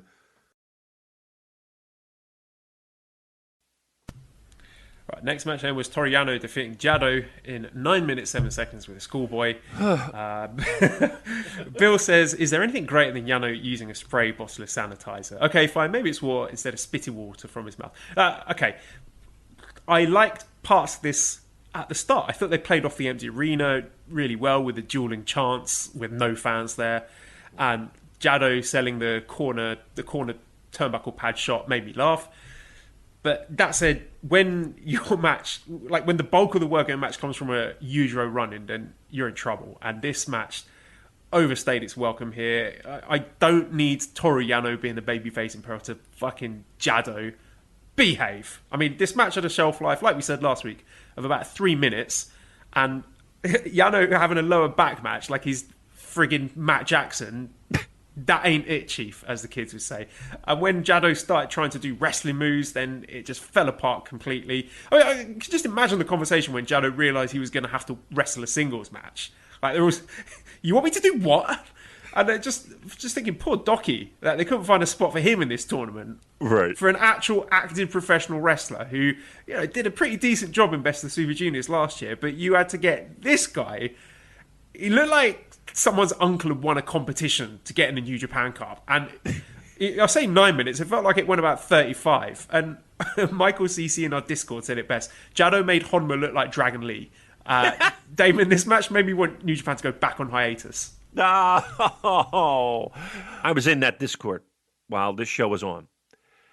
And when Nagata came out from behind the ramp, I was in my thumb was dancing about the keyboard, ready to fire off some witty little jab of, it looked like Nagata aged 10 years in 3 months. He looked like he got old in 3 months, walking down that aisle. Even with the robe. He was wearing the robe, Damon. Look, his face, his body, he looked old. He looked old. Doesn't mean shit. He looked old. He got in that fucking ring. Then that went right by the wayside. He took punishment that a 50-year-old guy shouldn't be taking. He did. And Suzuki too. I feel bad for Suzuki because he's a tough guy. And he has to play that tough guy. So it's like he can't if he doesn't have a match like that, like he just had, people are going to be like, "Oh, it was a shitty Suzuki match. Oh, he didn't try." And no, he's fucking 50 years old. 50 years old. Over 50. Great match. Talk about two guys who knew the spotlight they were in and wanted to go out there and have a great match. Again, 50 years old. 50 years old. Bloody mouths? bruised chest, taking slaps, hard hits, kicks. There's how many of those kicks did Suzuki take while he's sitting there on his knees and getting blasted in the chest? 50 years old. 50 years old. I'll tell you what. I'm 40-something. We don't have to get an exact number. 40-something. I ain't fucking doing half. I'm not half. I ain't doing 10 seconds of what they did. And the brutality they put. Did you see his fucking chest? Did you see the guy's chest? That thing was purple. Not red. Purple. Fucking unbelievable, these two. Great match. Everyone praising him as they should. Let's start with a question from at RBX2000. We have two questions, actually. So RBX2000 says, following the speaking out movement, how do you, as guys who don't as closely follow the British scene, feel about the position of Ospreay and to a lesser extent Sabre, who has extensive links to those implicated and whose silence has been deafening? And he adds, this isn't a moral judgment, by the way. I just feel a bit in the bubble at the moment, and I'm curious of the perspectives of those with a bit of distance. And another question from Steel O'Neill says, with the recent awful allegations re the speaking out movement, do you have any views on the apparent lack of accusations of Japan-based wrestlers? So, Damon, I think those are fair questions for us as a New Japan-centric podcast. But for us to sit here and talk about those two wrestlers does feel like it's missing the point in a week where we've seen some of the most appalling, vile testimonies. I mean, I'll answer the question, and I'll be honest, I'm very disappointed in my fellow countrymen. One of them spewed out one of the most heinous non-apologies I've ever seen, and should have just kept his mouth shut, as it turns out. Like, he was unable to show even a shred of genuine contrition for his part in a very ugly, nasty situation. Like, clearly not sorry in the slightest. And the other, usually so quick to jump on political bandwagons for clout, that it makes me wonder what he's hiding or whom he's covering for. And I'll tell you this for free, I'm going to really struggle discussing a certain former junior champion's matches ever again. I mean, sex with a drunk 16-year-old who's 10 years your junior? Consensual? Get the fuck out of here. And look, I mean, these people technically haven't broken any laws. And I always say, you draw your own line in the sand as to whether or not you can enjoy their craft. I can discuss match quality, sure, but am I ever going to be cheering for Mr. Sex Pig again? Nope. Am I going to be slapping like on the next tweet fired off burying the Tories? Nope. I'm very much side-eyeing the pair of them at this point. But, you know, let's put that into context, because really, Damon, we talked about this off-air. Who gives a shit what I think about these wrestlers? Because this Speaking Out campaign is not about the men like us rocking up with our podcasts and our tweets and our hot takes on who's right and wrong and playing detective, what should be done with them, how to fix wrestling, blah, blah, blah. This is not a time for us to speak. This is a time for us to listen. And yeah, it's hard to do that. It's hard for me as the father of a baby girl to read about these accounts of molestation and assault, abuse, rape by men and women who've been exposed as absolute human detritus. I mean, some of these stories, they made me feel physically ill, like literally nauseating. Yeah. But again, my response is a drop in the ocean compared to what these poor victims have gone through. Again, men and women. You know, this is not exclusively an issue of men preying on women, but what I think about it, I think that's irrelevant. No one should care about what I have to say. I mean, yeah, I can sit here and say, yes, all the bad people who did the bad things should be arrested. Clap, clap, clap. Likes and retweets at the bottom, please. Right. That's obvious. We can all see how absolutely rotten the wrestling scene is. I mean, look, I'm a teacher. Before I even set foot through that door to start working with young, vulnerable people, I have background checks, police checks, multiple references. And when I start the job, there's child protection training, there's safeguarding, what to do if you suspect abuse is occurring, whistleblowing procedures. You know, if you think person A is doing something bad, then you tell person B. If you think person B is doing something bad, then tell person C, etc., etc. Right. And even then, with all of these procedures in place, terrible things can still happen. So, with wrestling, which has none of the above, The fucking wild west, right? yeah, it's no surprise the absolute cesspit it's become. So, sure, tear it all down, start again. That much is self-evident. You know, you're not going to get any woke points for stating the bleeding obvious here. You know, I was talking about this last month. When we talked about Hana Kimura taking her own life, I said there needed to be structural support in place for young wrestlers, and this is why. Right. And, you know, don't get cute with me. I hate people getting smug and thinking, oh, it's only happening in dirty old Britain. It's never happened in Japan. But guess what? Japan doesn't exactly have a spotless record when it comes to young trainees. Like, we know what goes on in some sumo heias. We know what used to go on in the New Japan dojo. We've had tiny glimpses into the underbelly of the Joshi scene. And also, don't think this is unique to wrestling either. Like, I guarantee, whatever form of sports or entertainment you consume, there is abuse going on at some level. You like football? You see what came out in November 2016? There's a fucking laundry list of paedophiles, of rapists who've been getting away with it for decades. Yeah. Decades! 70s, 80s, 90s. Yep. You play video games?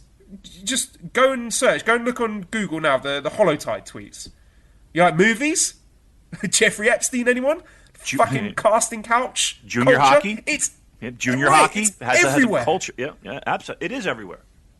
So, you know, what can we do? I don't know. I've got no idea. There are big conversations to be had about endemic abuse and power dynamics. Personally, I don't feel equipped to treat that with the care and respect it deserves. There's a good episode of Post Wrestling with Kristen Ashley. They discuss this in depth. So, to go back to my point, I think listening to people is a good start. It's time for us to shut up and listen and create a culture of understanding and approachability where people can share their stories without fear of backlash, because I'm telling you, Damon, this is the tip of the iceberg. No comment from that. He doesn't care. No comment. All right. I'm just disgusted with myself and not believing in the Holy Emperor. Right. I'm going to go. I'm looking at who would be the winner. So they would take on the winner of Sonata and Show, which we're assuming Sonata. So either one of those guys could take on Sonata and, you know, Ibushi and Taichi. I feel like the guy on our YouTube video. I'm going to go with Sonata on this one. Sanada on this one. I feel like that's. I feel like. Let me think. I'm going to go with that Ibushi. I'm going to Ibushi. Is that Apple, the Apple company, releasing a version of Bushi, the Ibushi? No, that's a bad joke. Sorry, everyone. Okay. IWGP Heavyweight and IWGP Intercontinental Double Championship match. Evil defeating Tetsuya Naito in 38 minutes and 1 second with Evil to become double champion. I sat here 2 weeks ago talking about how Evil is probably, for me, one of the more boring guys in the roster. He not only got a new coat of paint, fucking guy got an addition to the house. He's the fucking world champion. I mean, there's not many guys who can say that. And then Evil, even above Evil, you had guys like Sho, you had guys like Hiromu, you had guys like Despy, you had guys like Tanahashi, who all stepped up, all became more than what they were. They were dealt a hand of cards that everybody kind of sat back and scratched their head and was like, how the fuck are they going to get out of this one? And they found a way to get out of it. And there's more people talking about Evil now than at any point in his career. And there's more people talking about New Japan. Let's put it this way. Nobody's gray on this. People either love it or people are like, but it's emotion that you have felt for the first time in months over pro wrestling. And to me, that's a great thing. The more you think about it, the more it begins to make sense. And you think, damn, should have seen that coming. You're supposed to be upset by it. And I hate to be the you got worked guy, but all of these people who are bitching about Evil being the champion, they'll be back next time. They're going to be watching Sengoku Lords. They'll be back. Hey, maybe you can't get together now, but maybe you can outside, right? You can go outside and go to a brew pub or a winery or whatever your beverage of choice is, and discuss pro wrestling with your friends. That sounds like a more fun thing, right? Than going online and just seeing that wave of like, well, why the fuck are you even watching? And stop with the I'm going to discontinue New Japan World because my guy didn't win. Get out of here. Up the fucking street. See you next month. Yeah, exactly. Okay, well, I mean, I don't know what the fuck the gimmick's going to look like. Who knows what it is, but here's the thing. I don't even think it's the gimmick itself. It's how the gimmick is presented. I don't care if he comes out in blue. The blue doesn't bother me in the least. It really doesn't. It's the fact that I can't. Why would I even give a fuck about him? He's getting his ass whipped. Funny. Just looking at him makes me laugh. His little face. He does look adorable, doesn't he? He does look. Oh. I just want to give him a hug, Damon. I know. And that is worth something. He's got. I feel like non-meme-ish. I feel like I have a connection with him. I want to see him succeed. I feel bad when he gets beaten up, and I want him to win matches. So that's got to be worth something. Do you think? All right. So let's talk about the gimmick. Do you think the gimmick? He walked into the office, right, in the middle of Tokyo, right, excited to be back, right. And they wheel out. We got something for you, big guy. We got something for you, Master. And you can feel his heart sink in his chest. And he looks at the fucking gear, and he's just like, "What? I gotta do what? What? Do you think he's like that? Look, and here's the thing too. If we turn back the hands of time,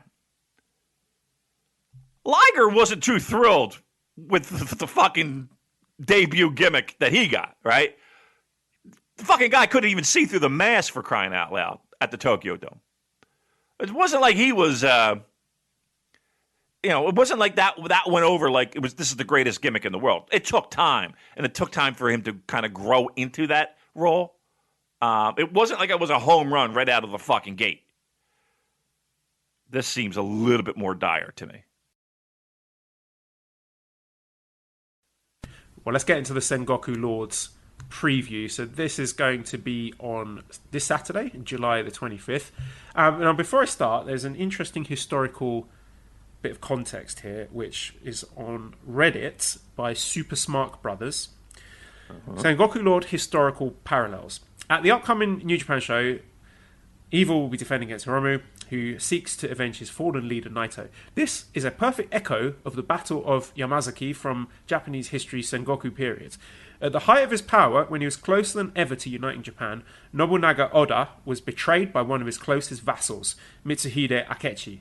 After Oda's death, another of his loyal generals, Hideyoshi Toyotomi, rushed to avenge his death and brought an end to the short reign of the usurper Akechi. This short 13-day rule as shogun is known as Mikatenka, which translates to short-lived reign. Evil won the titles on July the 12th and will defend them 13 days later at Sengoku Lord on July the 25th. Will history repeat itself? Will Hideyoshi/Hiromu avenge their fallen masters, Nobunaga/Naito, by defeating Mitsuhide/Evil? Or will Bullet Club's new leader learn from the short-lived shogun and surpass his legacy of failure? What do you think about that, Damon? How great is that? God damn. Great job by that person. That's some fucking history right there. Look, you're not getting that on any other podcast. I don't hear Joe Lanza giving me fucking Japanese history. Right? Fuck. That's good. That is pretty weird how the dates line up and the numbers line up. I mean, it could. I mean, in all probabilities, it's coincidental, but Maybe it's not. That's pretty good shit, though. Man, people are just so. How do people come up with this shit? I feel like I spend 18 hours awake just staring at a fucking wall. I feel like there are a lot of smart people in the world. I don't feel like I'm one of them sometimes. When people do shit like that. I didn't intend for this to send you into a spiral of self-loathing, Damon. Wow, that's a cool historical fact. I don't think it's going to mean anything in the context of this show, but yeah, good job that person. But it's taken an unexpected and dark direction there. Yeah, like fuck me. I got to fucking read a book or two. That's good. They look good. Yeah, that face app is going around everywhere. I wake up and our good friend Fumi in Japan will send. He's obsessed with it because I'll wake up and I'll have at least 3 a day of various pictures of me in various swapping. What? Sorry, can you rewind? Yeah. Fumi is regularly sending you pictures of yourself gender swapped. Correct. Yes. Wow. I need to hang out with Fumi more. He sounds like a barrel of laughs. I mean, I'll get a trillion of them. I got to see if I can find a couple of them. Okay, all right. Okay, I'm seeing Lady Damon here. Wow, very cute. Right? I'm a fan. I would bang me. This is Damon normally, and this is Damon with a special app that changes men to ladies. Just totally no-sold it. Really? I thought we'd get some sort of humorous response there, but nothing. She's just like, I've seen that already. All right. Jesus Christ. I thought I'd get a bigger pop out of her. I think I look good. You look great. Yeah. I'm a fan. Would you bang me? Would you bang me? Would you bang me? I wouldn't kick you out of bed. Yeah. Would you bang me? Yeah, absolutely. All right. That's all you wanted to hear. I'm only human. I mean, listen, bad shit happens every year. I hate when people like blame a year. It had nothing to do with the fucking year, but boy, I really think it does this year. This is without a doubt the worst year. Come on, right? On an objective basis, right? There's never been a year where we're already halfway through it, and just so much shit has been piling up. Oh, Joel, we still have an election to go here in the States. Or do you? From what I understand, that might not be happening. Well, if somebody has their way. Postal votes, Damon, they could be open for tampering and interfering, so just best not to have one. Just have no election. I got news for you. Have you ever seen any of these election machines that you actually do the voting in the United States? These things are like from the 1920s. Yeah, there's a curtain. It's like a little hole punch that the thing makes. It is. Oh, gotta be careful of them hanging chads, Damon. Hanging chad. I got a hanging chad for you. Wow. We got I can't wait for November. That should be such a great and peaceful time in our country's history. Oh, my Lord. Yeah. Unbelievable. But here's the good news, Joe. If you're looking for a shining light in all of this craziness, and as we like to say here in the Super J-Cast, trying times, troubling times. Toronto Maple Leafs won yesterday. Doesn't surprise me. That's a hotbed of viral activity. Yeah, I'm sure COVID-19 is probably one of the least concerns if you're worried about the disease. I'm trying to imagine a strip club that has social distancing measures in place. Like, I don't know, you'd have like the dancers behind a plastic screen, or people wearing rubber gloves. I can't see it personally. Well, here's a funny story. Not a funny story, but at least a tag off of that situation. In my area, there's a club. It's a. I'm not going to name the name, but it's. I mean, I don't know if I could walk to it, but it's around me. I drive by it. They're open. They have outdoor seating. And I always say to Cheryl, I was like, we got to go in this place because I just want to see what it is. Like, how are they doing this? Like, how is a strip club doing out? I mean, they have food, but who eats at a fucking strip club? Well, apparently these people do. The chicken wings in Atlanta at the strip club are apparently to die for. That's the excuse that they're using.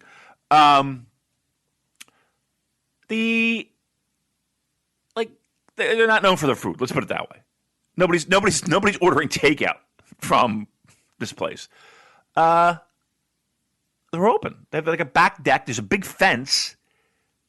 But like, are you really that much of a fucking degenerate that you'd have to get a lap dance in 90-degree weather?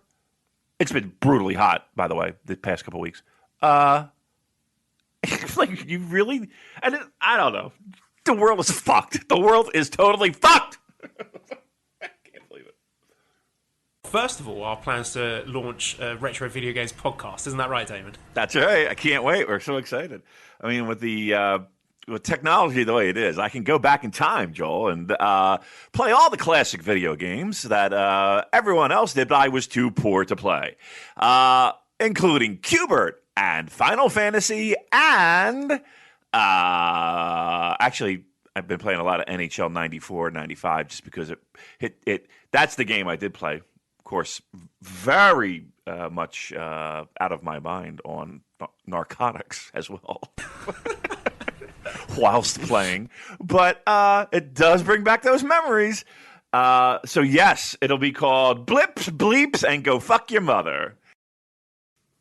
One of my lone real video game experiences was with Sega Genesis, because when I got my own place, one of my first places, it was with Cheryl and another girl, and we fucked all day long. No, I was going to say, this sounds like it's going down a very saucy road here. I'm excited.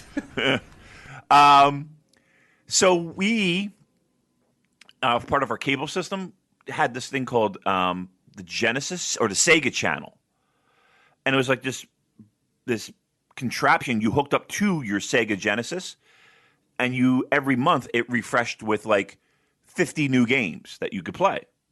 And we had it for we were there for at least a year, so we had it for about a year, and that was one of the games. Like, she wants no parts of video games, but she did play that, and she played. Was it Parappa the Rapper? Punch, kick, kick. She liked that one. And I have both of those. So I was like, check this out, show. She goes, oh my God, what the fuck? I remember that. So, yeah, then I got laid. So That's a great story. All I had to do was give her a little kick, punch in the nostalgia button. And then it was kick, punch in the old, where... I would rather have things really be awful. I think if they came back and it was just so unbelievable, like if we. So what you're telling me is you want to become co-host on Shake Them Ropes? right. If we became Shake Them Ropes, right, and we had to review that might be more fun from a pure doing a show standpoint. Look, listen. Let's be very clear here. I want to be very clear here. We are the fucking best at making chicken salad out of chicken shit. You might not get all New Japan Pro Wrestling content, mind you, but you are going to get a good show, whether hook or by crook. Why? Because we are really good at doing this. Okay? Let's be very clear. The first thing is we do a very good show, period. I don't care if we could talk about mowing the lawn, shoveling snow, bleep, bleep, go fuck your mother. What? Wanking in the shower. Yeah, wanking in the shower. We'll give you tips on how to wipe your ass. We give it all. We go all out. We give it to you any way we can. In every metaphor you possibly can think of. That's number one. What was I don't even know what my point is.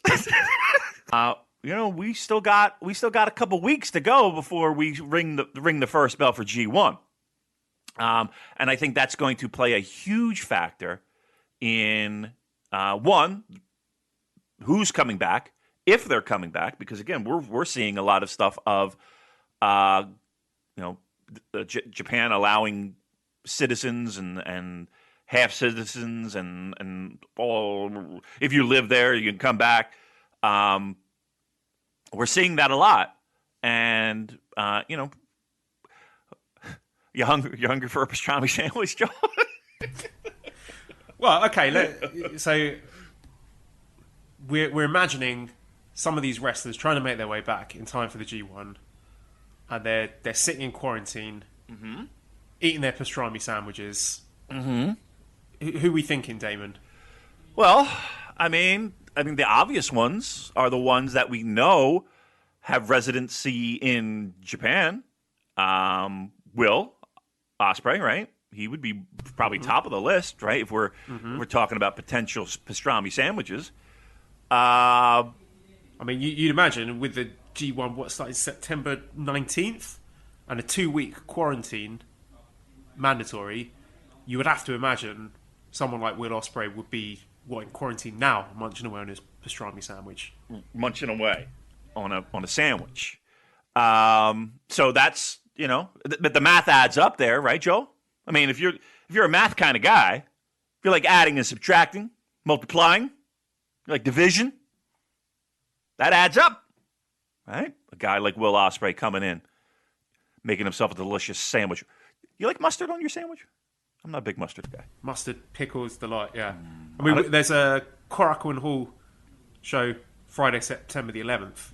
Maybe he's finished his pastrami sandwich. I think he will have finished his pastrami sandwich. If I had to guess, Damon, I think he will have finished his pastrami sandwich in time for September the 11th. And I think they will move any mountain to make that happen. So I would not be surprised if he is taking out 2 slices of delicious rye bread and loading up those peppery, salty meats and piling it high on a sandwich. Why am I talking like this? When are people going to wake the fuck up, Damon? I don't know. There's a handful of people who get it. Yeah. And everyone else is like, but Jeff Cobb's not a resident in Japan. Right. He's eating the fucking pastrami sandwich, people. We told you. And it's a magical time of the year, and it's a little different. Going to be a little bit different. But in many ways, in many regards, Joe, this is going to be the same. And it's, for me, one of the best times of the year. Every night you turn on that TV, you know you're going to get something good.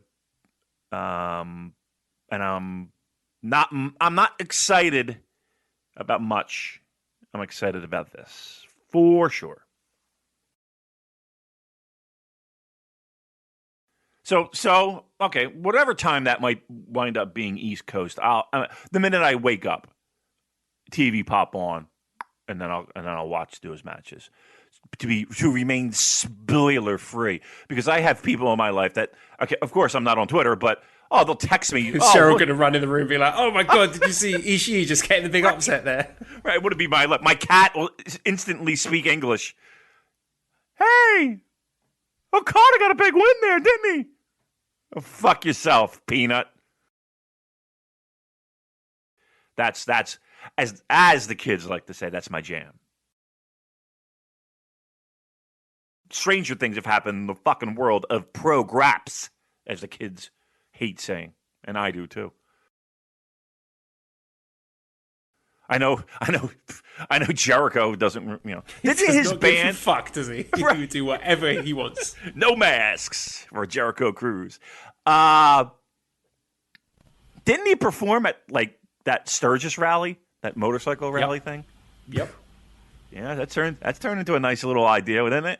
Nice little super spreader idea. Yeah, it didn't go very well, did it? A couple people were sick, and hey, look, everybody's gonna be all right. It's just a flu, dude. Just a flu. Everybody's gonna be all right. What? How many people got it? Oh, okay. How many? Okay.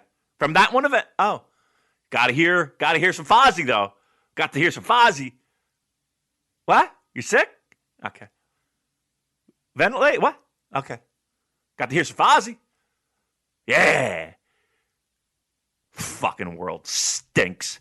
I've got this mental image of Ospreay and Jay White laying out the match beforehand, and Jay White suggesting stuff, and Ospreay being like, "No, I've got a better idea. How about I do a top rope drop kick and a pip pip cheerio and a springboard Oz cutter?" And Jay White just sighing and being like, giving up and being, "Okay, Will, whatever, we'll do it your way." Like, you know when you're in primary school and there was always that one really annoying hyperactive kid who you play with and they keep changing the rules so they can look cool and win. That's what this felt like. Ospreay, he looked like a hyperactive kid who was living out some kind of power fantasy, and Jay White, he looked like he'd given up and phoned it in. And then add to that the backstage promo afterwards of Ospreay channeling the spirit of Kenny Omega. I don't know if you've seen this one, but it's uncanny. He sounds exactly like him. He declares himself the Billy Goat, making one of the most horrific sounds I've ever had the misfortune of hearing. Like, the man looks genuinely unhinged. He looks like he's been sitting at home for months, getting shit on by everyone on social media, rightly so, finally making it back to Japan, getting back in the ring to do what he loves, and genuinely believing that he's the best wrestler in the world who can do whatever the fuck he wants. And maybe I'm being worked, maybe this is his plan, maybe it's a heel turn, but honestly, it ruined that match for me, and it's making me pray that Ibushi knees his face in next week. So, wow. There you go. There's my rant over. I think it's all been very intentionally done by Okada, and to use a disgusting sexual analogy for it, it's like, you know, he's edging, and you know, you're getting there, you're ready for the big bit at the end, and then he's leaving you with blue balls or ruined orgasm, or whatever disgusting metaphor you want to use there. But it all feels very intentional, but I can't give it the double thumbs up until I've seen what the payoff is. There's not a podcast on God's green earth that's going to compare Okada matches to Edge. I love it. That's what it felt like in that Shingo match. Like, he's got our dick in his hands and he's doing all his little tricks. You're like, oh yes, come on, Kazuchika, give me release, and then you get a sad little dribbly ruined orgasm at the end when he slaps on the money clip. And you're like, oh, you're so close to it being perfect, and you ruined it. Oh yes. I know it's vile, but am I out to lunch? That's pretty hot, Joel. Analogy. I got a boner. I'm not gonna lie. Upbeat. All right. Sticks to some good news. Did you see the Ricky Choshu TikTok videos? Yes. I wonder if I could replicate that. That was the first thing I said in my mind. I was like, that's what a promotional video for your penalty box, for the penalty box bar, with you doing those Ricky Choshu TikToks. I want the, like, you know, the one where there's like little clones of him in the background, or the one of him showering. That's what I want. I'll do the dance. I'll do the dance one. Where he's like, left arm, right arm, up, up. I could do that. I think I could do that. I'm not very coordinated when it comes to the dancing. I did see that. Why is he on there? What is he doing? What is he up to? He's probably incredibly bored. Me and Mally went through a TikTok phase as well when there was the lockdown in Thailand, so I'm not going to judge him, but then I realised after about a week, I was like, well, I tell you what happened was, I was sort of playing around with it for a while, you know, uploading some funny videos, me and Esther and whatever. Mm-hmm.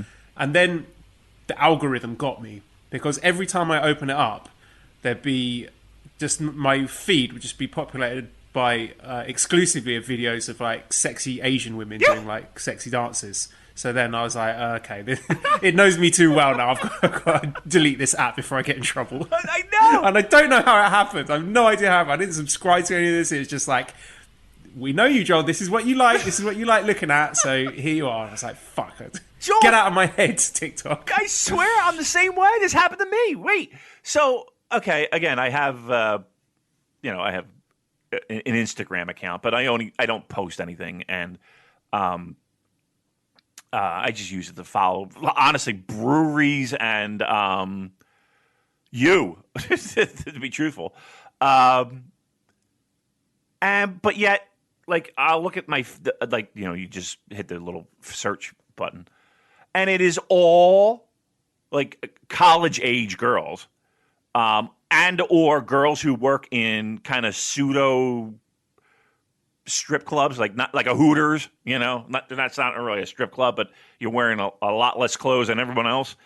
And it's all these girls doing those dances, whatever I don't even know. Is it? Does it have a name, Joel? These dances, the dances I'm talking about, where they just move their fucking arms in like a boxing. Yeah, motion. I know the ones you mean, but I figured out how to get rid of that from Instagram. At least you press whatever's come up in those suggestions, then you hit the 3 dots in the top right hand corner, and you press not interested. Really? And even if you are interested, even if you secretly like looking at it, you just press not interested to get rid of it. So I eventually managed to cleanse my Instagram. The search page from that, and now if I go on it, the first pictures of Chris Benoit. So I don't know, maybe I still need to do a bit of spring cleaning with that. More cleansing. We got Chris Benoit, we got Diego Maradona doing a warm up, a pizza, a steak, and Lij. So I'll consider that a win. I'll quit while I'm ahead. All right. Well, I got fucking about with it. I just did it right now. I got a hot girl in a some type of vehicle, I believe in a Fred Flintstone outfit, it looks like. And they always do the same thing. They flip their hair and then they look away coyly and then they bite their lip. Every one of them. I'm not saying I don't like it, but I'm just saying this is what it is. But I would Yeah, I don't want the app to know that I like it. Oh, this app knows I like the it. Because I see it and I'm like, oh, wait, let me check it. And then I have like hot golfing girls. And then I have like hot girls that work in restaurants, apparently. Like, apparently they know I like food, beer, and boobs because that's exactly what all these pictures are. And apparently I trend toward the Southern American taste because I see a lot of girls in like cowboy boots and shit. But everybody's doing those dances. And everybody's got like they're showing off their bodies, all right. Lordy Lou. Listen, I'm not. How did we get onto this? I don't know, but this conversation's taken a turn. I was supposed to talk about the funny little Ricky Choshu things, and now we are exposing our perversions for the whole. It's not perversion. I didn't say, but it wasn't like I typed in hot girls wearing cowboy boots. It's not like I haven't done that before. You didn't need to. You didn't even need to. That was right. Yeah, that's the sad thing, isn't it? Right. It really is. It really is. It must be pulling from my Brazzers account. We joke about that shower scene. I can't believe we're saying that now. We joke about it, but it's that type of thing that may have rubbed some people wrong from what we understand. So I think that's... I'll tell you, Damon, when I saw that shower scene, I was rubbing myself right. I love it. I'm sorry. There might have been a problem with Skype. We are across the continent, across the world, communicating. You said a bottle of lube in his hotel room? Yeah. Like Astroglide lube? It's Tenga lube. That's hence his new nickname being Tengaloa. I'm trying to find it exactly. Yeah, so this is on his Instagram stories. I just got to my room for 2-week quarantine and I was left a gift. It's a photo of a bottle of Japanese lube. The hotel left the lube. No, I don't think it was the hotel that left it. I don't know. Maybe it was Kenta or one of his buddies or something. Gotcha. Okay. So he's a quarantine. That would be amazing if the hotel did leave I was about to say. I mean, that's how convenient. So the joke being he's going to be jacking it a lot in 2 weeks because he can't see anybody. That's the joke? Yep. Gotcha. All right. I wouldn't know anything about that. I'm a dry hand kind of guy. I don't like a lot of. No, I don't want a lot of. I don't need. No. Why am I saying this? What kind of reprobate masturbates in a hotel? Honestly. Oh God, jeez. I can't fall asleep if I don't. Couldn't be me, Damon. What, kidding me? All right. Come on, enough of this jack off talk. Damon, the power struggle is finally over, and what an absolute mess it was. The babyface goes over in the end, and evil is defeated, but it took way too long. It was a real clusterfuck. There are question marks over the results after accusations of foul play. We're expecting challenges to their legitimacy, and the whole thing has just left me lamenting the state of this once great institution. But that's enough about US politics. We're also going to talk about the New Japan show that happened on Saturday. Boost Leprechaun asks, which cabinet position should Gritty and Philly Elmo get in the Biden administration? Secretary of fuck around and find out. That's what he should get. Yeah, what a wild weekend, right? What a wild week it has been in the United States. All I know is that that it ended up with dancing in the streets, and for the first time in many moons, joy on people's faces. And it did feel different. It really was weird. Like Saturday and Sunday, we had beautiful weather, absolutely unbelievable weather. Joel, couldn't ask for 3 better days, weather-wise, and people took advantage of that. That's for sure, because it just felt like it was I don't know, like a stress off of a lot of people's shoulders. So it felt good. We're moving on, and I can't say that I'm unhappy with the results. Pretty happy. So again, it's over. Thank God it's over. Thank God it's over. And then, yeah, let's see what we got going on. I mean, now we can go back to just boring politics. That's exactly what I would love. And hopefully we'll never have to talk about politics again ever on this show. So, yay, democracy. Yay, mail-in votes. Yay, gritty. Yay. I'm done with it. I don't give a single fuck. Although, that would be a pretty cool thing. In the sense of having, just people come out and be like, okay, now it's a fucking, I don't know, finger up the butt match. I don't know. I made that one up. That's not a real wrestling match. Don't book that. Do not book the finger in the butt match. All right, next, Joel. All right, next. Our second match was the Never Openweight Championship finger up the butt match. Oh! It's just a regular match. Who's the bottom?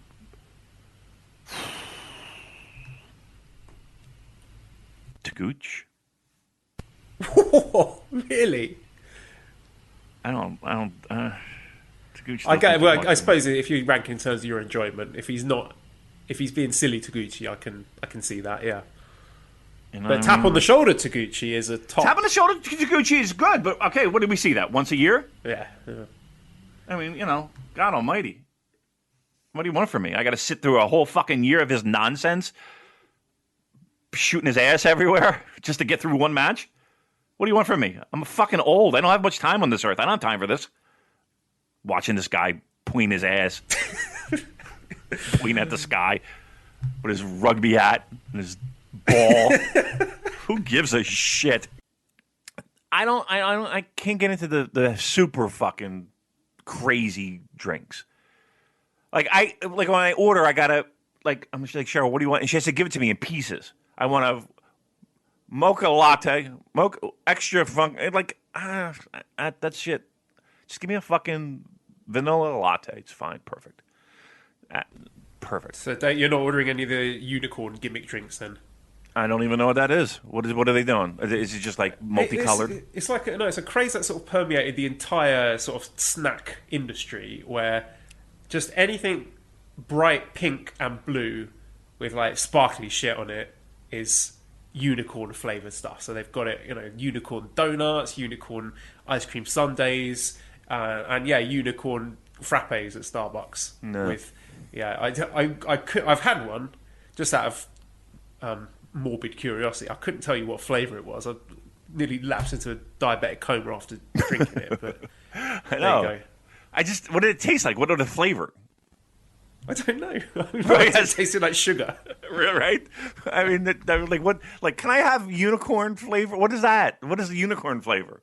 What does that taste like? It's for idiots who like to take photos of this shit and upload it to Instagram, like me. So, well, you see, again, they saw me coming. You try and fucking downplay the wonderful content that you provide for your millions of followers. Are you talking about my steak photo? The steak photo was great. Yeah, when you were at the Brazilian steakhouse. Yes, looked wonderful. Then you had your big. Was that then you're eating the chicken, and you're all cavemaning it up. My Korean fried chicken. That was on Mally's, wasn't it? With me, with yes. life of thought there. 4 different flavors of crispy Korean chicken wings. Oh, what a great day that was. See, it's not so bad being stuck in Bangkok. I know you like to shower me with sympathy, but you see what's going on in the Instagram feeds, and come on, it looks pretty good. You must be a bit jealous. Listen, you're not putting you crying in a bathroom on your Instagram feed.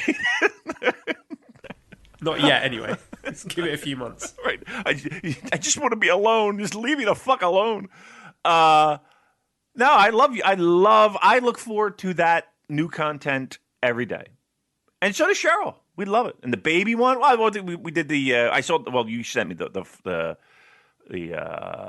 Street Fighter thing. That was hilarious. And then you did the one with the books. Look, I'm telling you. It's between that and the girls with the nice breasts that happen to be wait staff at some fucking joint in Kansas City, I think it is, or in Kansas State. He's got nice breasts. She's got great breasts. Listen, I didn't say she didn't. I'm just saying this is my feed. My feed is littered with breasts. It's getting annoying. It's not annoying at all. It's very nice. But imagine you all are like, look at all these tits I've got to look at. This is rubbish. Right. Oh, great. Let me guess. More boobs. Right. But they're all like, I don't know. I guess you got to know that that's part of the deal when you get a job there. But I don't know. I don't know.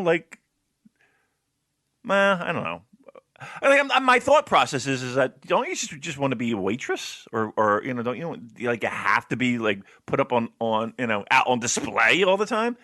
But I mean I would think they know that going in, right? I mean it's not like they open the doors and it's like, oh my God, I can't believe this is it. I mean they say it everywhere. I don't know. I guess if you if you got that like if you're built like that, I probably would want to work there. I'd show it everywhere. My goodness. What are we talking about? What are we talking about? We're like 2 weeks in a row. We're talking about, it's like one restaurant. But their entire feed their entire wait staff are these college-age girls that they're like, in the shortest of short shorts. And they tie up the little flannel shirt or whatever, and the Bronskis are out, and but every picture is this. It's just I don't know. I guess it's like a local Hooters. I guess I knew a girl who used to work at Hooters. There's a Hooters here in Bangkok. I've never been there though. No, I should go, shouldn't I? Yeah, we need a field report. The food is horrible. To be very clear, the food is horrible. You're not going for the food. Here's the thing, though. Here's what I found the weirdest. I've only been there once because I knew the girl. Actually, we were probably there maybe 2 or 3 times, should I say. But people who bring kids there. People bring their kid, it's like mom, dad, and, we're just going to, there's a fucking Olive Garden right across the street or, a Outback Steakhouse or whatever the fuck. Go there if you're looking for a chain restaurant. You're gonna go to. Why would you take your kid to a Hooters?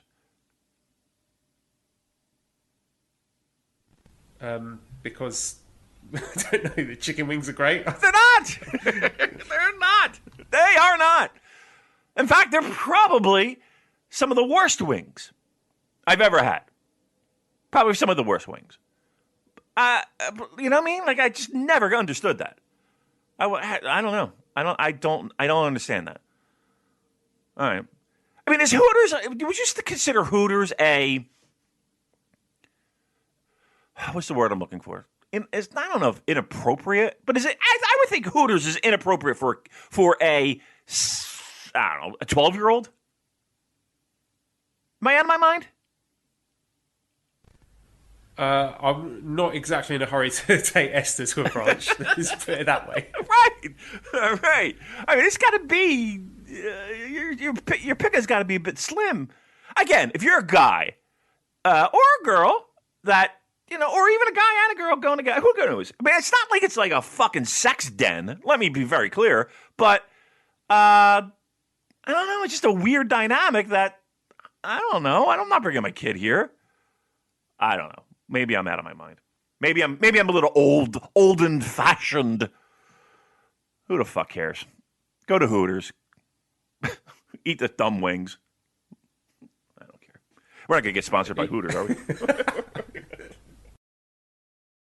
The big question here, Pleber says, do you have any better names for this new tag team than Khan on the Cob?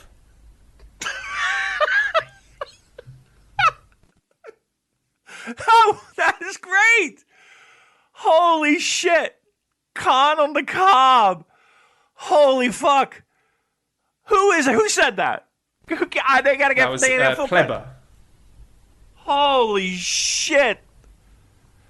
Oh my god, Joe, that Let might me get be his Twitter handle, because I think... Yes! Well, they, he, she, could be anyone. Yeah, it could be. Holy... All I know is that person's a funny motherfucker. That was line of the fucking day.